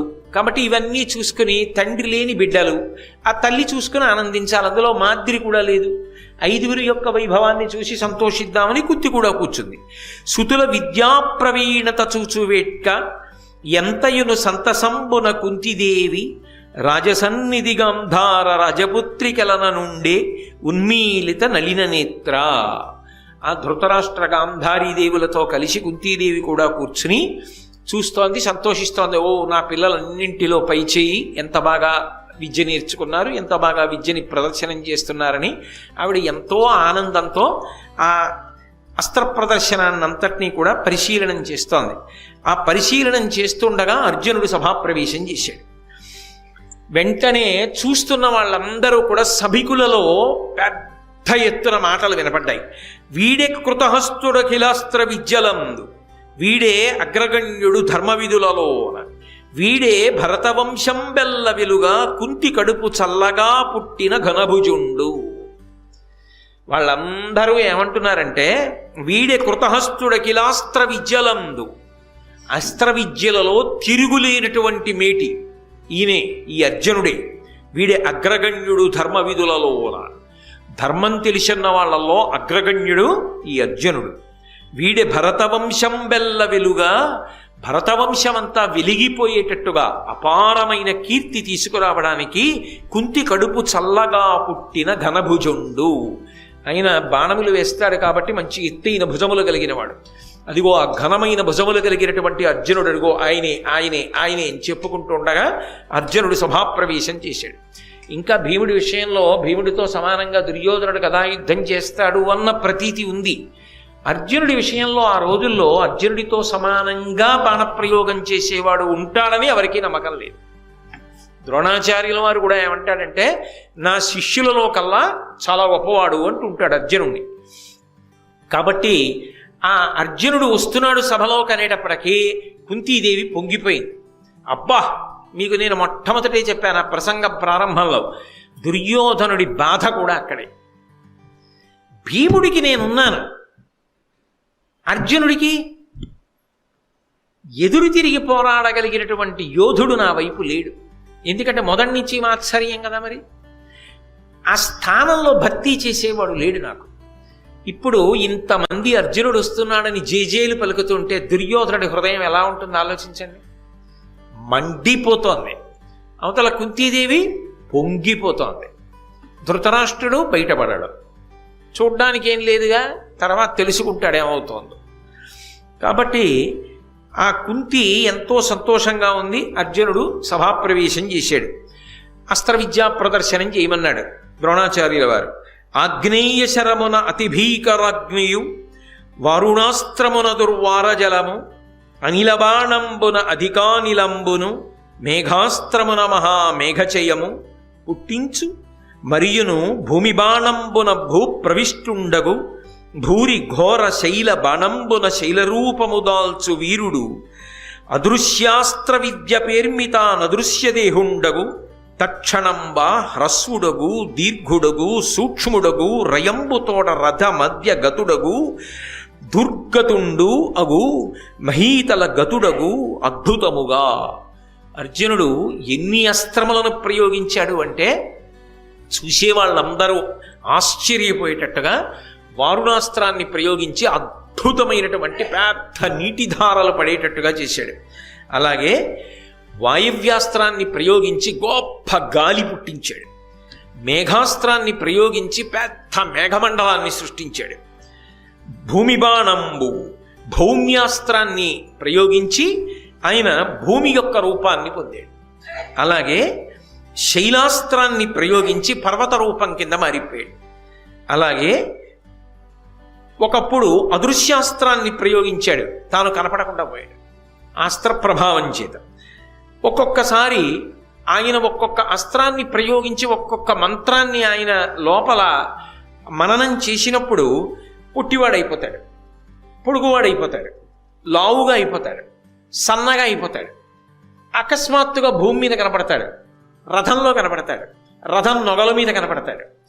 ఇవన్నీ చూస్తే సభలో ఉన్న వాళ్ళందరికీ ఎంత ఆశ్చర్యంగా ఉంటుంది. ఆ పిల్లల్లో అర్జునుడు ఒక్కడే చెయ్యగలడు ఇలా. ద్రోణుడు కూడా అలా స్థానపట్టాడు. అందుకే ఎంత ఆనందపడిపోయి అందరూ కరతాళధ్వనులు చేస్తుంటే ద్రోణాచార్యుల వారు తెల్లగడ్డాన్నిలా ఓసారి నిమురుకుంటూ పరమానందపడిపోతూ తన శిష్యుడు ఇంత గొప్పవాడు అయిపోయాడని ఆనందపడిపోతుంటే, కుంతీదేవి కన్నుల ఆనంద భాష్పాలు కార్చేస్తుంటే, దుర్యోధనుడి కడుపు మండిపోతుంటే, అర్జునుడు ఇవన్నీ చేస్తుంటే ఎంత గొప్పగా ఉంటుంది, ఎంత రసరంజకంగా ఉంటుంది ఆ కుమారాస్త్ర విద్యా ప్రదర్శనం. అప్పుడు వచ్చాడు అనుకోకుండా ఎవరు? కర్ణుడు. ఆయన సభలోకి వచ్చేటప్పటికీ ఆ రంగస్థలం మీదకి ఆయన్ని ఎవరు పిలవలేదు. మీరు ఇది బాగా గమనించాలి. ఎవ్వరూ పిలవలేదు.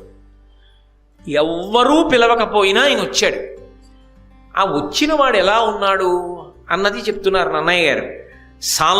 సాలప్రాంశు నిజోజ్వలత్కవచు శశ్వత్కుండలోద్భాసితున్ బాలార్క ప్రతిమున్ శరాసనధరున్ భద్దోగ్ర నిస్త్రంశు శౌర్యాలంకారు సువర్ణవర్ణు ఘను కర్ణాఖ్యున్ జగత్కర్ణపూర్ణాలోలద్గుణు చూపరు ప్రభూతాశ్చర్యులై రచటన్.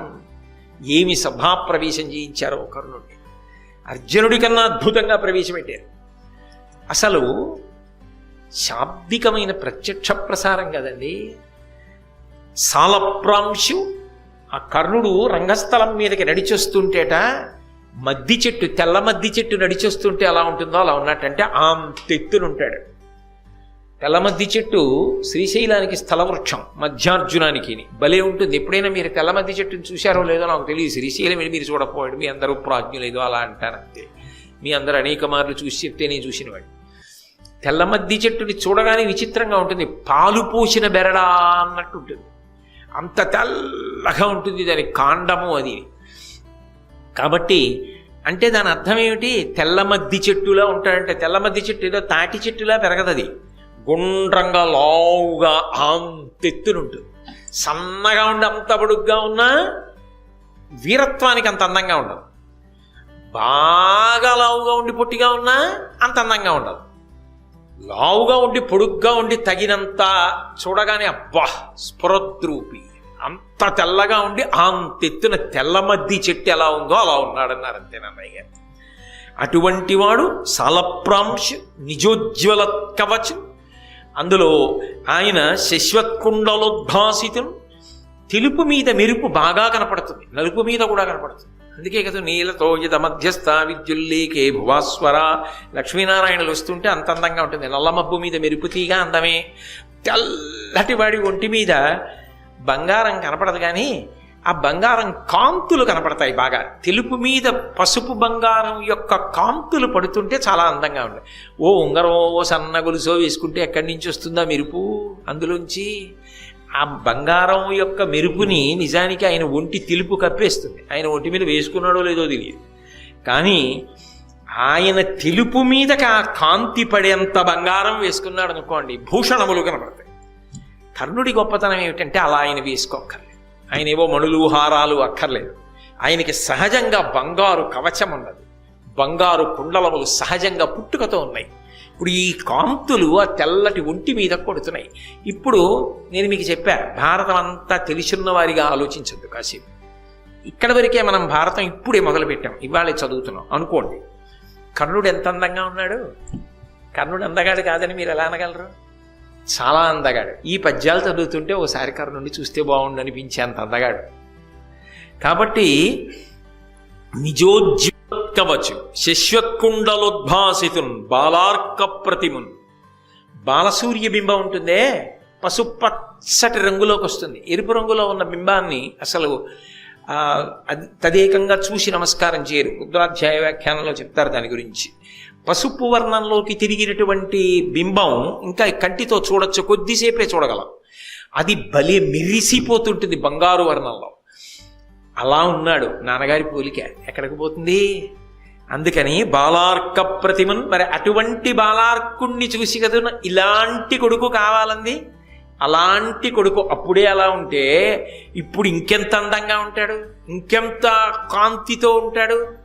అందుకని అక్కడ ఉన్న వాళ్ళందరూ ఎవరా పిల్లాడని చెప్పి అర్జునుడు అంటే అందరికీ తెలుసు, ఈయన ఎవరో పాపం ఎవరికి తెలుసు.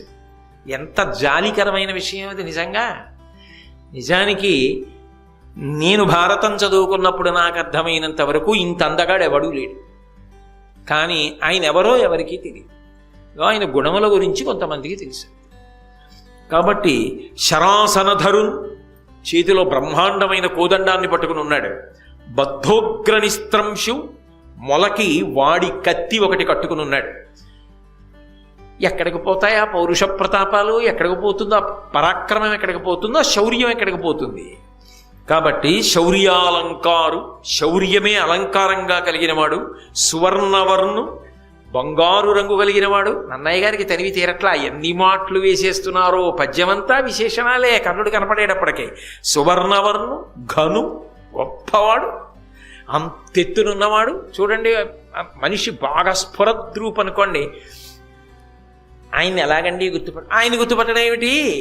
అంతెత్తునుంటారు, చూడగానే గుర్తుపట్టేయచ్చు అంటారు. చూడండి, మహాత్ముల విషయంలోనూ అంతంత స్ఫురద్రూపులై అంతెత్తున అలా ఉంటారు కొంతమంది. శంకర భగవత్పాదులు ఎలా ఉంటారని అడగక్కర్లేదు. ఆయన మహానుభావుడు ఇలా చూడగానే బాలసూర్య బింబల్లా వెలిగిపోతుంటారు అంతెత్తున. శంకరాచార్యులు వారు ఎవరైనా అడగడం ఏమిటండి అనం. అలా ఘను, కర్ణాఖ్యున్, కర్ణుడిని పేరు కలిగినటువంటి వాడు.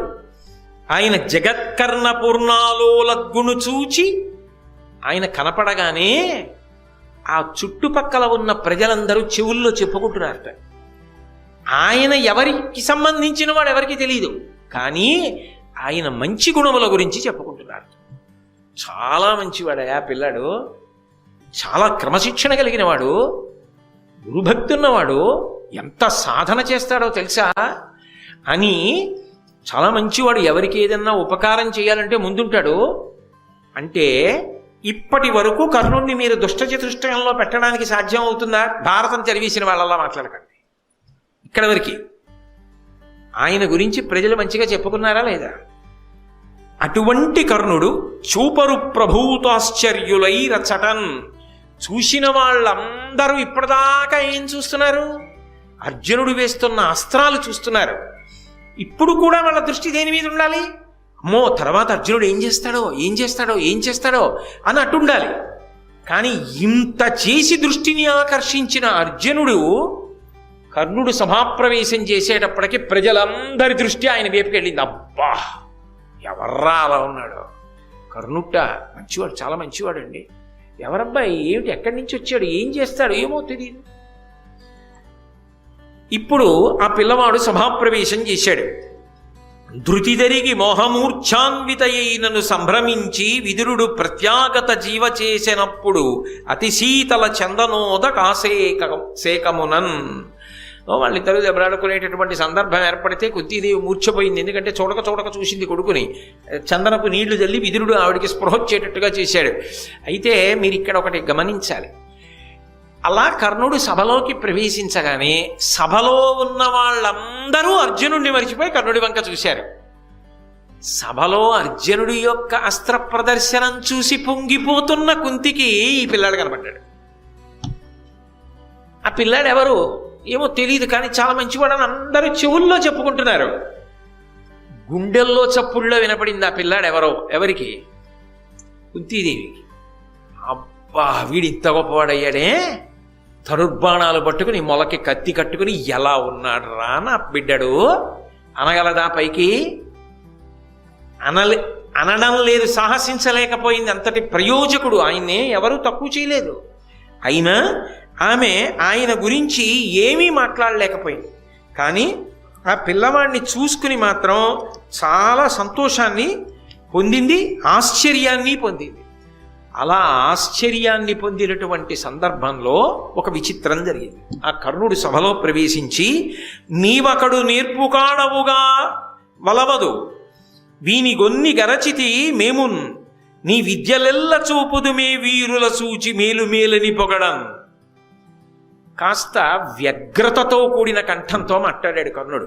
ఆయన అన్నాడు, నీవకడ నేర్పు కాడవు కా వలవదు వీనిగొన్ని గరచితి మేమున్.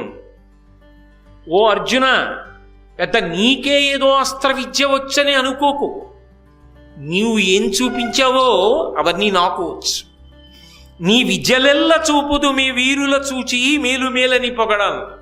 నిన్ను చూసి వీళ్ళందరూ అబ్బా అర్జునుడు, అబ్బా అర్జునుడు, అబ్బా అర్జునుడు, ఘనభుజుడు, ఎంత గొప్ప గొప్ప అస్త్రాలు వేశాడంటున్నారు కదా, అవన్నీ నేను కూడా వేస్తాను. అవన్నీ వేయడం నాకు కూడా వచ్చు. నేను కూడా అటువంటి అస్త్ర ప్రదర్శనం ఇస్తాను. అయితే అలా అనవలసిన అవసరం ఏమిటి?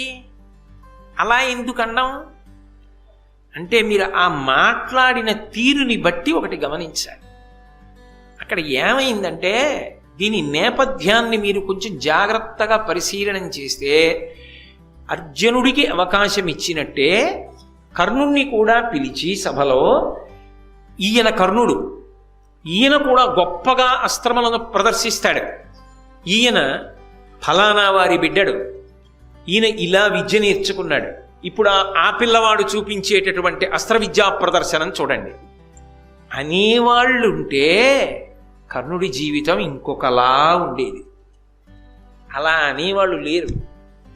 అర్జునుడు ఎంత కష్టపడి నేర్చుకుంటున్నాడో తాను అంత కష్టపడి నేర్చుకుంటున్నాడు. కానీ కర్ణుడి జీవితంలో భంగపాటులు ఎక్కడ జరిగిపోయాయంటే, ద్రోణాచార్యుల వారు విద్య నేర్పాడు కానీ అర్జునుడే నా దగ్గర విలువిద్య నేర్చుకున్న వాళ్ళందరిలోకి అధికుడవుతాడు అన్నాడు. అంటే ప్రత్యేకమైన ప్రీతి అర్జునుడి పట్ల చూపించాడు అన్నది నిర్వివాదాంశం కదా. భారతం చదివిన వాళ్ళకి ఎవరికైనా అర్థం ఉంది. వచ్చెడువాడు ఫల్గునుడు అవశ్యము గెలుతు మనంగరాదు అన్నాడు. ఒకప్పుడు అర్జునుడు వస్తుంటే పొంగిపోయాడు గోగ్రహణ సమయంలో. అయినప్పుడు గురువు గారికి అర్జునుడంటే పక్షపాతం. పక్షపాతం అంటే అర్జునుడంటే ఎక్కువ ప్రీతి ఉంది. అందరూ పాండురాజకుమారుడు పాండురాజకుమారుడు పాండురాజకుమారుడు అంటాడు. అబ్బా ఎంతంతగాడో అంటారు. ఆయన కానీ అస్త్రప్రయోగం చేస్తేనా అంటారు, చప్పట్లు కొడతారు. ఏం కర్ణుడికి ఏం తక్కువ? ఆ మాటకొస్తే సహజ కవచకుండలాలు కూడా ఉన్నాయి,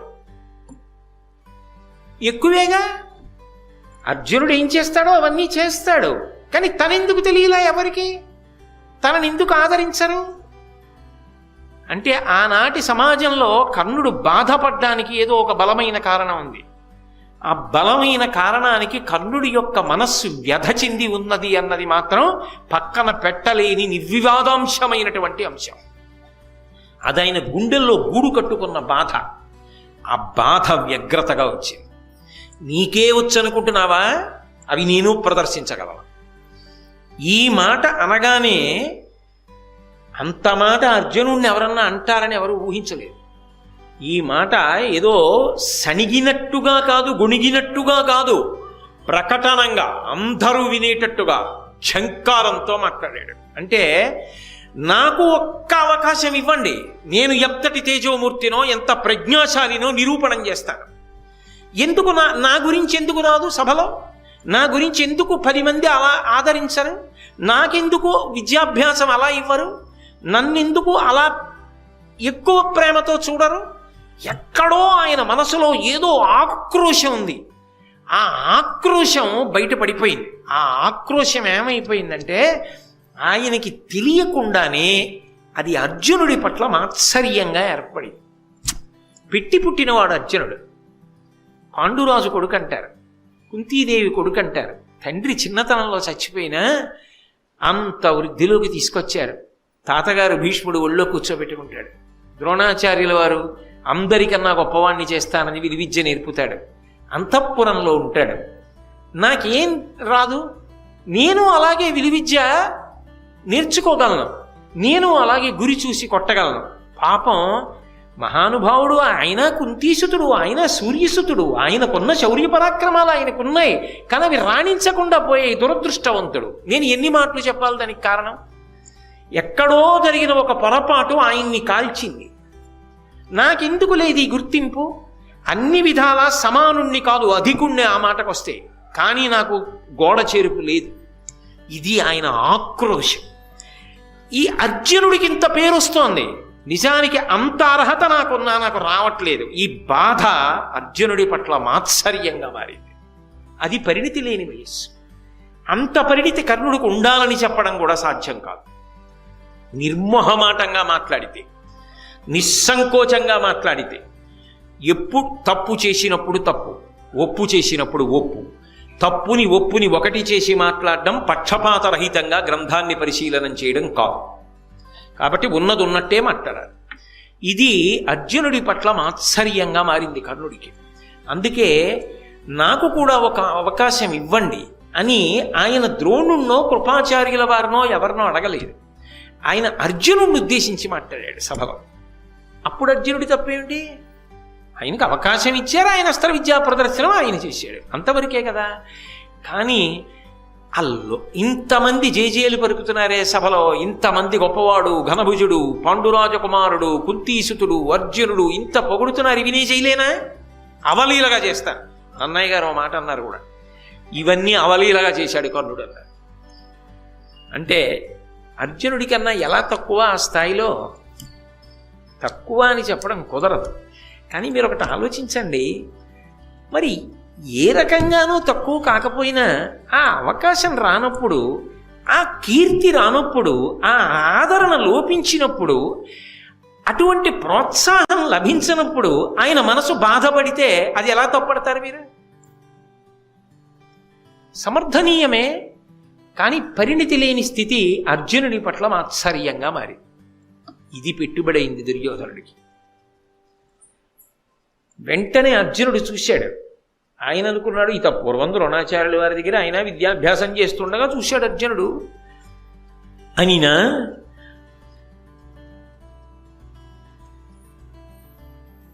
సూర్యతనయు పలుకులు జనులకు విస్మయము, సవ్యసాచికి కోపంబును సిగ్గును, మరి దుర్యోధనునకు ప్రీతియును చేసే తక్షణ మాత్రమునన్.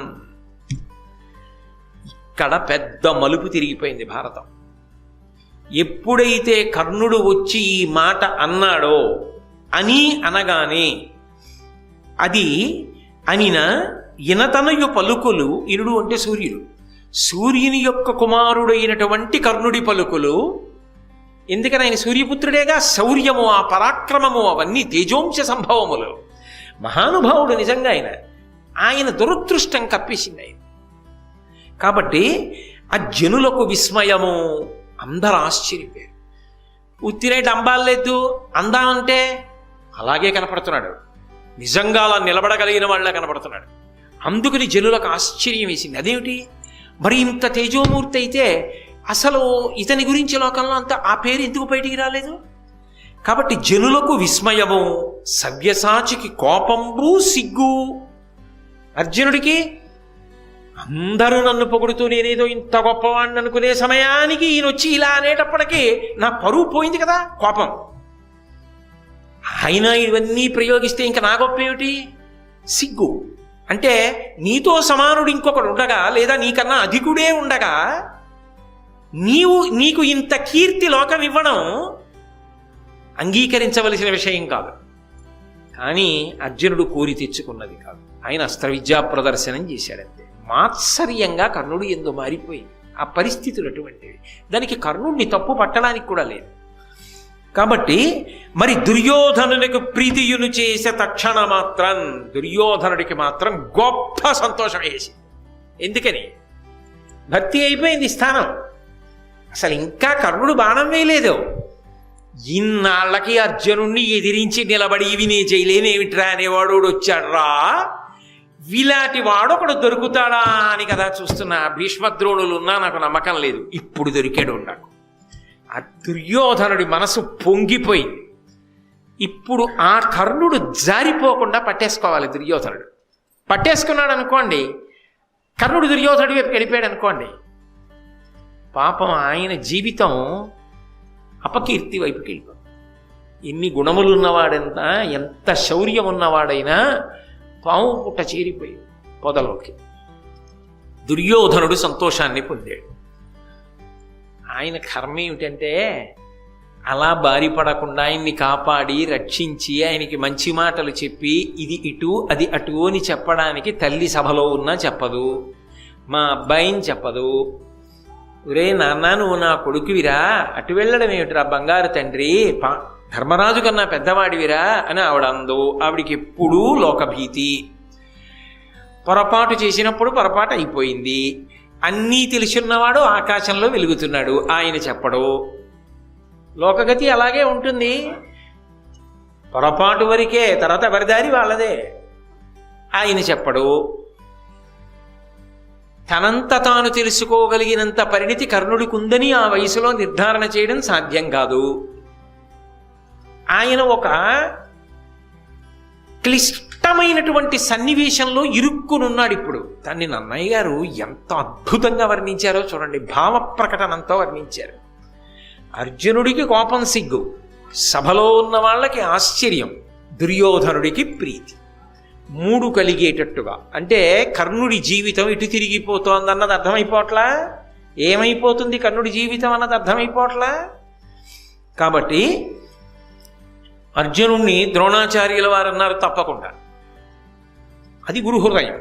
నువ్వు నీ సమర్థతను వెల్లడి చేసుకోవడానికి, నీకున్న అస్త్ర విద్యా ప్రదర్శన నువ్వు చేయడానికి అభ్యంతరమే ఉంటుంది, చక్కగా చేయొచ్చు అని కర్ణుణ్ణి చూసి నువ్వు అస్త్ర విద్యనంతటినీ కూడా ప్రదర్శించవచ్చు అనగానే దుర్యోధనుడు లేచాడు. తమ్ముళ్లతో కలిసి గబగబా కర్ణుడి దగ్గరికి వచ్చాడు. ముందు కర్ణుణ్ణి గట్టిగా కౌగిలించుకున్నాడు. జారిపోకూడదు, తాను ముందు ఆయన్ని తన వైపుకి తెచ్చేసుకోవాలి. ఇంకా వేశాడా బాణం? వేయలేదు, అక్కర్లేదు, నమ్మకం వచ్చేసింది. ఎందుకని? అసలు ఆ రూపే చెప్పేసింది, ఆ ధైర్యం చెప్పేసింది, ఆ ఊపు చెప్పేసింది. చేసేస్తాడు, లేకపోతే ఇంతమంది మధ్యలో ఇలా మాట్లాడలేడు. ఇంకాసేపు అయితే ఏమవుతుందో, అలా అవ్వకుండానే నేను నా వైపుకి తిప్పేసుకోవాలి. అందుకే లేచి వచ్చి కౌగిలించేసుకున్నాడు. అందులో దుర్మార్గుడు ఎవరైనా ఉంటే ప్రారంభం నుంచి దుర్యోధనుడే. తమ్ముళ్లతో వచ్చి కౌగిలించేసుకుని, నీవు నాకు మిత్రుడివి, నాకు నా బంధువులకు మేలు చేకూర్చి నాతో కలిసి రాజభోగాలను అనుభవించు అంటే ఏమిటి? పూర్ణ చేస్తున్నాడు. అర్జునుడు అంతఃపురంలో ఉన్నాడు, మాతో పాటు రాజభోగాలను అనుభవిస్తున్నాడు. నువ్వేం తక్కువ అర్జునుడి కన్నా? నువ్వు అంతఃపురంలో ఉండు, నాతో సమానంగా రాజభోగాలను అనుభవించు.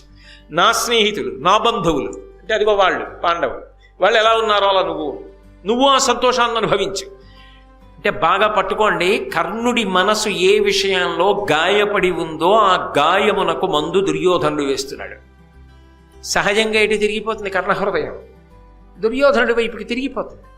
తాను ఆ కాలంలో, ఆ సందర్భంలో, సమాజంలో ఏ విషయంలో తాను బాధకి గురయ్యాడో ఆ బాధని తీర్చినవాడు దుర్యోధనుడు కనుక దుర్యోధనుడి వైపు కర్ణుడి తిరిగిపోవడాన్ని తప్పని మీరు ఎలా అనగలరు? అప్పటికంతే, అది వ్యక్తిగా ఎవరైనా చేసే పని. ఆ ఉపశాంతి అంతే, పైగా వయస్సు అంతే. ఇవన్నీ దృష్టిలో పెట్టుకోకుండా కర్ణుడి మీద తీర్పు చెప్పడం సాహసం. బాగా గుర్తుపెట్టుకోండి, ఇంకా మీరు భారతం పూర్తిగా చదవలేదు, ఇక్కడ వరకే చదివారు. కాబట్టి నా రాజ్యభోగాలు నువ్వు కూడా అనుభవించు, నాతో స్నేహం చేయడానికి సమ్మతించు అని నాకొక్క కోరిక కర్ణ. నువ్వు కూడా అస్త్ర విద్యా ప్రదర్శనం చేయడం కాదు, ఈ అర్జునుడితో ద్వంద్వయుద్ధం చెయ్యి. ఎందుకని? భీముడు చేసినప్పుడు తానున్నాడు, చేశాడు, వెళ్ళి విడదీయవలసి వచ్చింది ఇద్దరిని. అర్జునుడు చేస్తున్నప్పుడు అలా చేస్తానన్నవాడు లేడు, అందుకని ఆయన వరకే ప్రదర్శన చేసి వెళ్ళిపోబోయాడు. నువ్వు కూడా ప్రదర్శన చేసి వదిలేయడం కాదు, అర్జునుడితో ద్వంద్వయుద్ధం చెయ్యి. భీముడితో నే చేశా, నువ్వు అర్జునుడితో చెయ్యి. వేసేశాడుగా మంత్రం, నువ్వు నా వాడివి, నా అంతఃపురానికి రా, నాతో రాజభోగాలు అనుభవించు అన్నాడు కదా, తన వైపుకి తిప్పుకున్నాడు. ఇప్పుడు నువ్వు అర్జునుడితో యుద్ధం చెయ్యట్టున్నాడు. అది ఎందుకు పెట్టారు సభ? అస్త్ర విద్యా ప్రదర్శనానికి. దాన్ని దేని కింద మారుస్తున్నాడు? యుద్ధానికి, భూమి కింద మారుస్తున్నాడు. ఎందుకని? వాళ్ళిద్దరూ కొట్టుకోవాలి. అప్పటికి అర్జునుడు పోయినా తనకేం బాధ లేదు. తప్పైతే అయింది, కర్ణుడి మీదకు పోతుంది. కానీ అర్జునుడు వెళ్ళిపోయాడు, అమ్మయ్య తన కథ అయిపోయింది, పూర్తి అయిపోయింది కథ. వాడేసుకున్నాడంతే అవకాశాలు. ఎవరి బుద్ధులు ఎలా ఉంటాయో చూడండి. ఏమి మహాభారతం, ఏమి రచన, ఏమి వ్యక్తిత్వాలు, మనుష్యుల జీవితాల్ని అంత అద్భుతంగా ప్రకాశింపచేసింది భారతం. కాబట్టి అనేటప్పటికీ అర్జునుడు కర్ణుడి వంక చూశాడు. ఏమిటి అనుకోలేదు, అయిపోయింది ఇంకా అస్త్ర విద్యా ప్రదర్శనం, తను వెళ్ళిపోదాం అనుకుంటున్నాడు. తెల్లమద్ది చెట్టులో ఈయన ఎవరో వచ్చేయడం, ఈయన మాట్లాడేసేయడం, దుర్యోధనుడు వచ్చేసేయడం, కౌగిలించేసుకోవడం, తమ్ముళ్లతో వచ్చేయడం, కరచాలనం చేసేయడం, నువ్వు మా అంతఃపురంలో ఉండడం, రాజులతో పాటు గౌరవాన్ని పొందడం, ఈ అర్జునుడితో ద్వంద్వయుద్ధం చెయ్యడం అన్నీ విన్నాడు. ఆశ్చర్యపోయాడు. అది ఏమిటి ఇంతవాడా, నాతో ద్వంద్వయుద్ధానికి వస్తాడా? ఆశ్చర్యం ముప్పిరికొని అన్నాడు, పిలువంగబడక సభలకు బలిమింజని పలుకు పాపభాగుల లోకంబులకు జనవేడి పలికెదు పలువా ఎరుంగవు పరాత్మ పరిమాణంబుల్. కర్ణుడి వంక చూసి అర్జునుడు, మరి తిన్నగా సభలోకొచ్చి నాకు అనుమతి ఇవ్వండి అని అడగకుండా అర్జునుడిని ఉద్దేశించి కదా అన్నాడు. నీకేనేమిటి పెద్దొచ్చు, ఇవి నాకు వచ్చు, నేను ప్రదర్శిస్తానన్నాడుగా. అందుకని అర్జునుడు కూడా అంతే పౌరుషంతో జవాబు చెప్పాడు. అసలు పిలవకుండా సభలకొచ్చి బలవంతంగా వేదికలు ఎక్కుతామన్న వాడికి ఏ పాపం చుట్టుకుని ఏ లోకానికి పోతాడో ఆ లోకానికి పోతాడు. నిన్ను ఎవరు పిలిచారు ఇక్కడికి వచ్చి అస్త్ర విద్యా ప్రదర్శనం చేయమని? బలవంతంగా సభలో ప్రవేశించి నేను అస్త్ర విద్యా ప్రదర్శనం చేస్తాను, నీకే వచ్చా నాకు వచ్చంటావేమిటి అని పలువా దుర్మార్గుడా ఎరుంగవు పరాత్మ పరిమాణంబుల్. ఎవరికి ఎవరితో ఏ వ్యత్యాసం ఉందో తెలుసుకోలేకపోతున్నావు. నువ్వు నేను సమానమా? ఆయన అతిశయం అయింది, ఆయన గర్వం అయింది, ఆయన అహంకారం అయింది. ఇది కర్ణుణ్ణి రెచ్చగొడుతోంది. మాత్సర్యం కదా, అసలే మాత్సర్యం. దానికి వెనక ఇప్పుడు దుర్యోధనుడి దన్ను దొరికింది. దన్ను దొరికిన మీదట అర్జునుడు ఈ మాటలు అంటున్నాడు. అన్న తర్వాత అతనిలో ఉన్నటువంటి అగ్ని మరింత రగులుకుంటుందా, రగులుకోదా? మరింత రగులుకుంది. కర్ణుడు అర్జునుడి వంక చూసి అన్నాడు, అంటే ఇప్పుడు అసలు యుద్ధం మొదలైపోయింది. ఎక్కడ? మాటల యుద్ధం దగ్గర మొదలైపోయింది. కుమారాస్త్ర విద్యా ప్రదర్శనం కాస్త భీమదుర్యోధనుల మధ్య యుద్ధభూమి అయింది. అనుకోని రీతిలో కర్ణార్జునుల మధ్య యుద్ధభూమి అయిపోతాడు. అలా వాడు ఉన్నాడు వస్తాడని అర్జునుడు కూడా అనుకోలేదు, ఎవరూ అనుకోలేదు. ఆ మాటకు వస్తే కర్ణుడు అన్నాడు, అయిన విని పార్థునకు ఇట్లనియే ఇనాత్మజుడు దుర్బలాశ్వేసాక్షేప నిబంధమ్ములు పలుకక ఘన నిశితాస్త్రముల పలుకు గడుగుమునాతో. అర్జున, ఈ ధర్మాలు నిన్నెవడు పిలిచాడు, నువ్వెక్కడి నుంచి వచ్చావు, నువ్వు ఎలా యుద్ధం చేస్తావు, తారతమ్యాలు తెలియవా, నేనెంతటి వాడినో తెలిసే వస్తున్నావా, ఇవన్నీ పిరికి పందలైన వాళ్ళు, బలహీనులైన వాళ్ళు ఉంటారు, వాళ్ళ దగ్గర చెప్పా మాటలు. చెప్తే నీ మాటలు విని బాబోయ్ నిజంగా అంత వాళ్ళ ఉంది, మనం వెడితే ఏమైపోతామేమోనని వెళ్ళిపోతారేమో. నాతో మాటలు కాదు, బాణాలు ఇష్టం, యుద్ధానికి రా. అంతేకాని ఈ మాటలన్నీ ఎందుకు, ఇన్ని మాటలు అక్కర్లేదు, బాణాలి నేను వేస్తాను, తెలిసిపోతుంది ఎవరో, దానికి మాటలు ఎందుకయా? ఇప్పుడు అర్జునుణ్ణి కర్ణుడు రెచ్చగొట్టాడు. రెచ్చగొట్టి ఇక్కడికి ఎలా వచ్చావు, ఇక్కడ అస్త్ర విద్యా ప్రదర్శనం చేయడానికి నీకేమీ ఆహ్వానం లేదుగా, సభలో బలవంతంగా ప్రవేశించి ఎలా నువ్వు మాట్లాడదాం అనుకుంటున్నావు అన్నావు కదూ.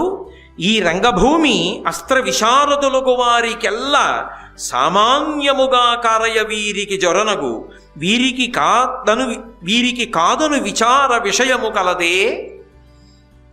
ఈ సభ పేరేమిటి? కుమారాస్త్ర విద్యా ప్రదర్శనము. ద్రోణాచార్యుల వారి దగ్గర విద్యాభ్యాసం చేసినటువంటి పిల్లలు ఎవరున్నారో వాళ్ళు నేర్చుకున్నవి ప్రదర్శించడానికి ఏర్పాటు చేయబడిన రంగస్థలం. నేను ఆయన దగ్గరే నేర్చుకున్నాను. నువ్వెలా ఆయన దగ్గర నేర్చుకున్నవాడివి ప్రదర్శించావో, మిగిలిన వాళ్ళు ఎలా ప్రదర్శించారో అలా నేను కూడా ప్రదర్శిస్తాను. వీళ్లే ప్రదర్శించాలి, వీళ్ళు ప్రదర్శించకూడదని నియమం ఉన్నదా? ఆయన కడుపులో ఉన్న ఆక్రోశాన్ని వెళ్ళగక్కాడు కర్ణుడు. ఆ కారణం చేతనే కదా వెనకబడిపోతున్నాడు, ఆ ఆదరణ లేక కలు బాధపడుతున్నాడు. దాన్ని ప్రశ్న చేశాడు. అందుకే సామాన్యముగా కారయ వీరికి జొరనగు వీరికి కాదను విచార విషయము కలదే. వీళ్లే ప్రదర్శించాలి, ఇంకొకళ్ళు ప్రదర్శించకూడదని ఇక్కడ నియమం ఉన్నదా చెప్పు.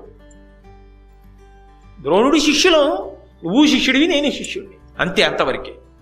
ఇతర విషయాలు అనవసరం. కాబట్టి నీకు ఆహ్వానం ఉందా, నువ్వు వచ్చి మాట్లాడతావు, ఇవన్నీ ఎందుకు? నీకు విలువిద్యుంది, ప్రదర్శించావు, నాకు విలువిద్యుంది, నేను ప్రదర్శిస్తాను. కాదు, ఇప్పుడు ఇక ద్వంద్వ యుద్ధమే. రా, నువ్వే, నేను బాణాలేస్తా, నువ్వా నేనా తేల్చుకుందాం. ఇప్పుడు అది ఎక్కడ వరకు వెళ్ళిపోయింది అంటే కర్ణార్జునుల మధ్య ద్వంద్వ యుద్ధం స్థాయికి వెళ్ళిపోయింది. వెళ్ళిపోగానే అసలు అందరూ బాగానే ఉన్నారు. ఇదేమిటో ఆశ్చర్యకర పరిణామం. ఇదేమిటి ఇదంతా ఎంతసేపు? నేనంటే ఇంతసేపు చెప్పాను కానీ అక్కడ చూసేవాళ్ళకి ఎంతసేపు అండి? ఇది 3 నిమిషాలు. ఇదేం ఆశ్చర్యకర సందర్భం! ఈ తెల్ల మద్ది చెట్టు అయినెవరు? ఆ యుద్ధం ఏమిటి? ఇంకా బాగా కర్ణుడు ఇంత గొప్పవాడు, ఇంత గొప్ప శౌర్యమున్నవాడు అని ఎవరికి తెలియదు. ఆయన్ని చూసేటప్పటికీ ముందు ఆయన రూపం ఆకర్షించింది. అబ్బా, ఎంత ఎత్తునున్నాడు రా మహానుభావుడు, ఎంత పరాక్రమంతో కనబడుతున్నాడు రా అన్నంతవరకే ఉంది. కానీ గుండె దడదడలాడిపోతున్నది ఎవరికి? కుంతీదేవికి. ఎందుకని? యథార్థమునకు ఇద్దరూ తన బిడ్డలే.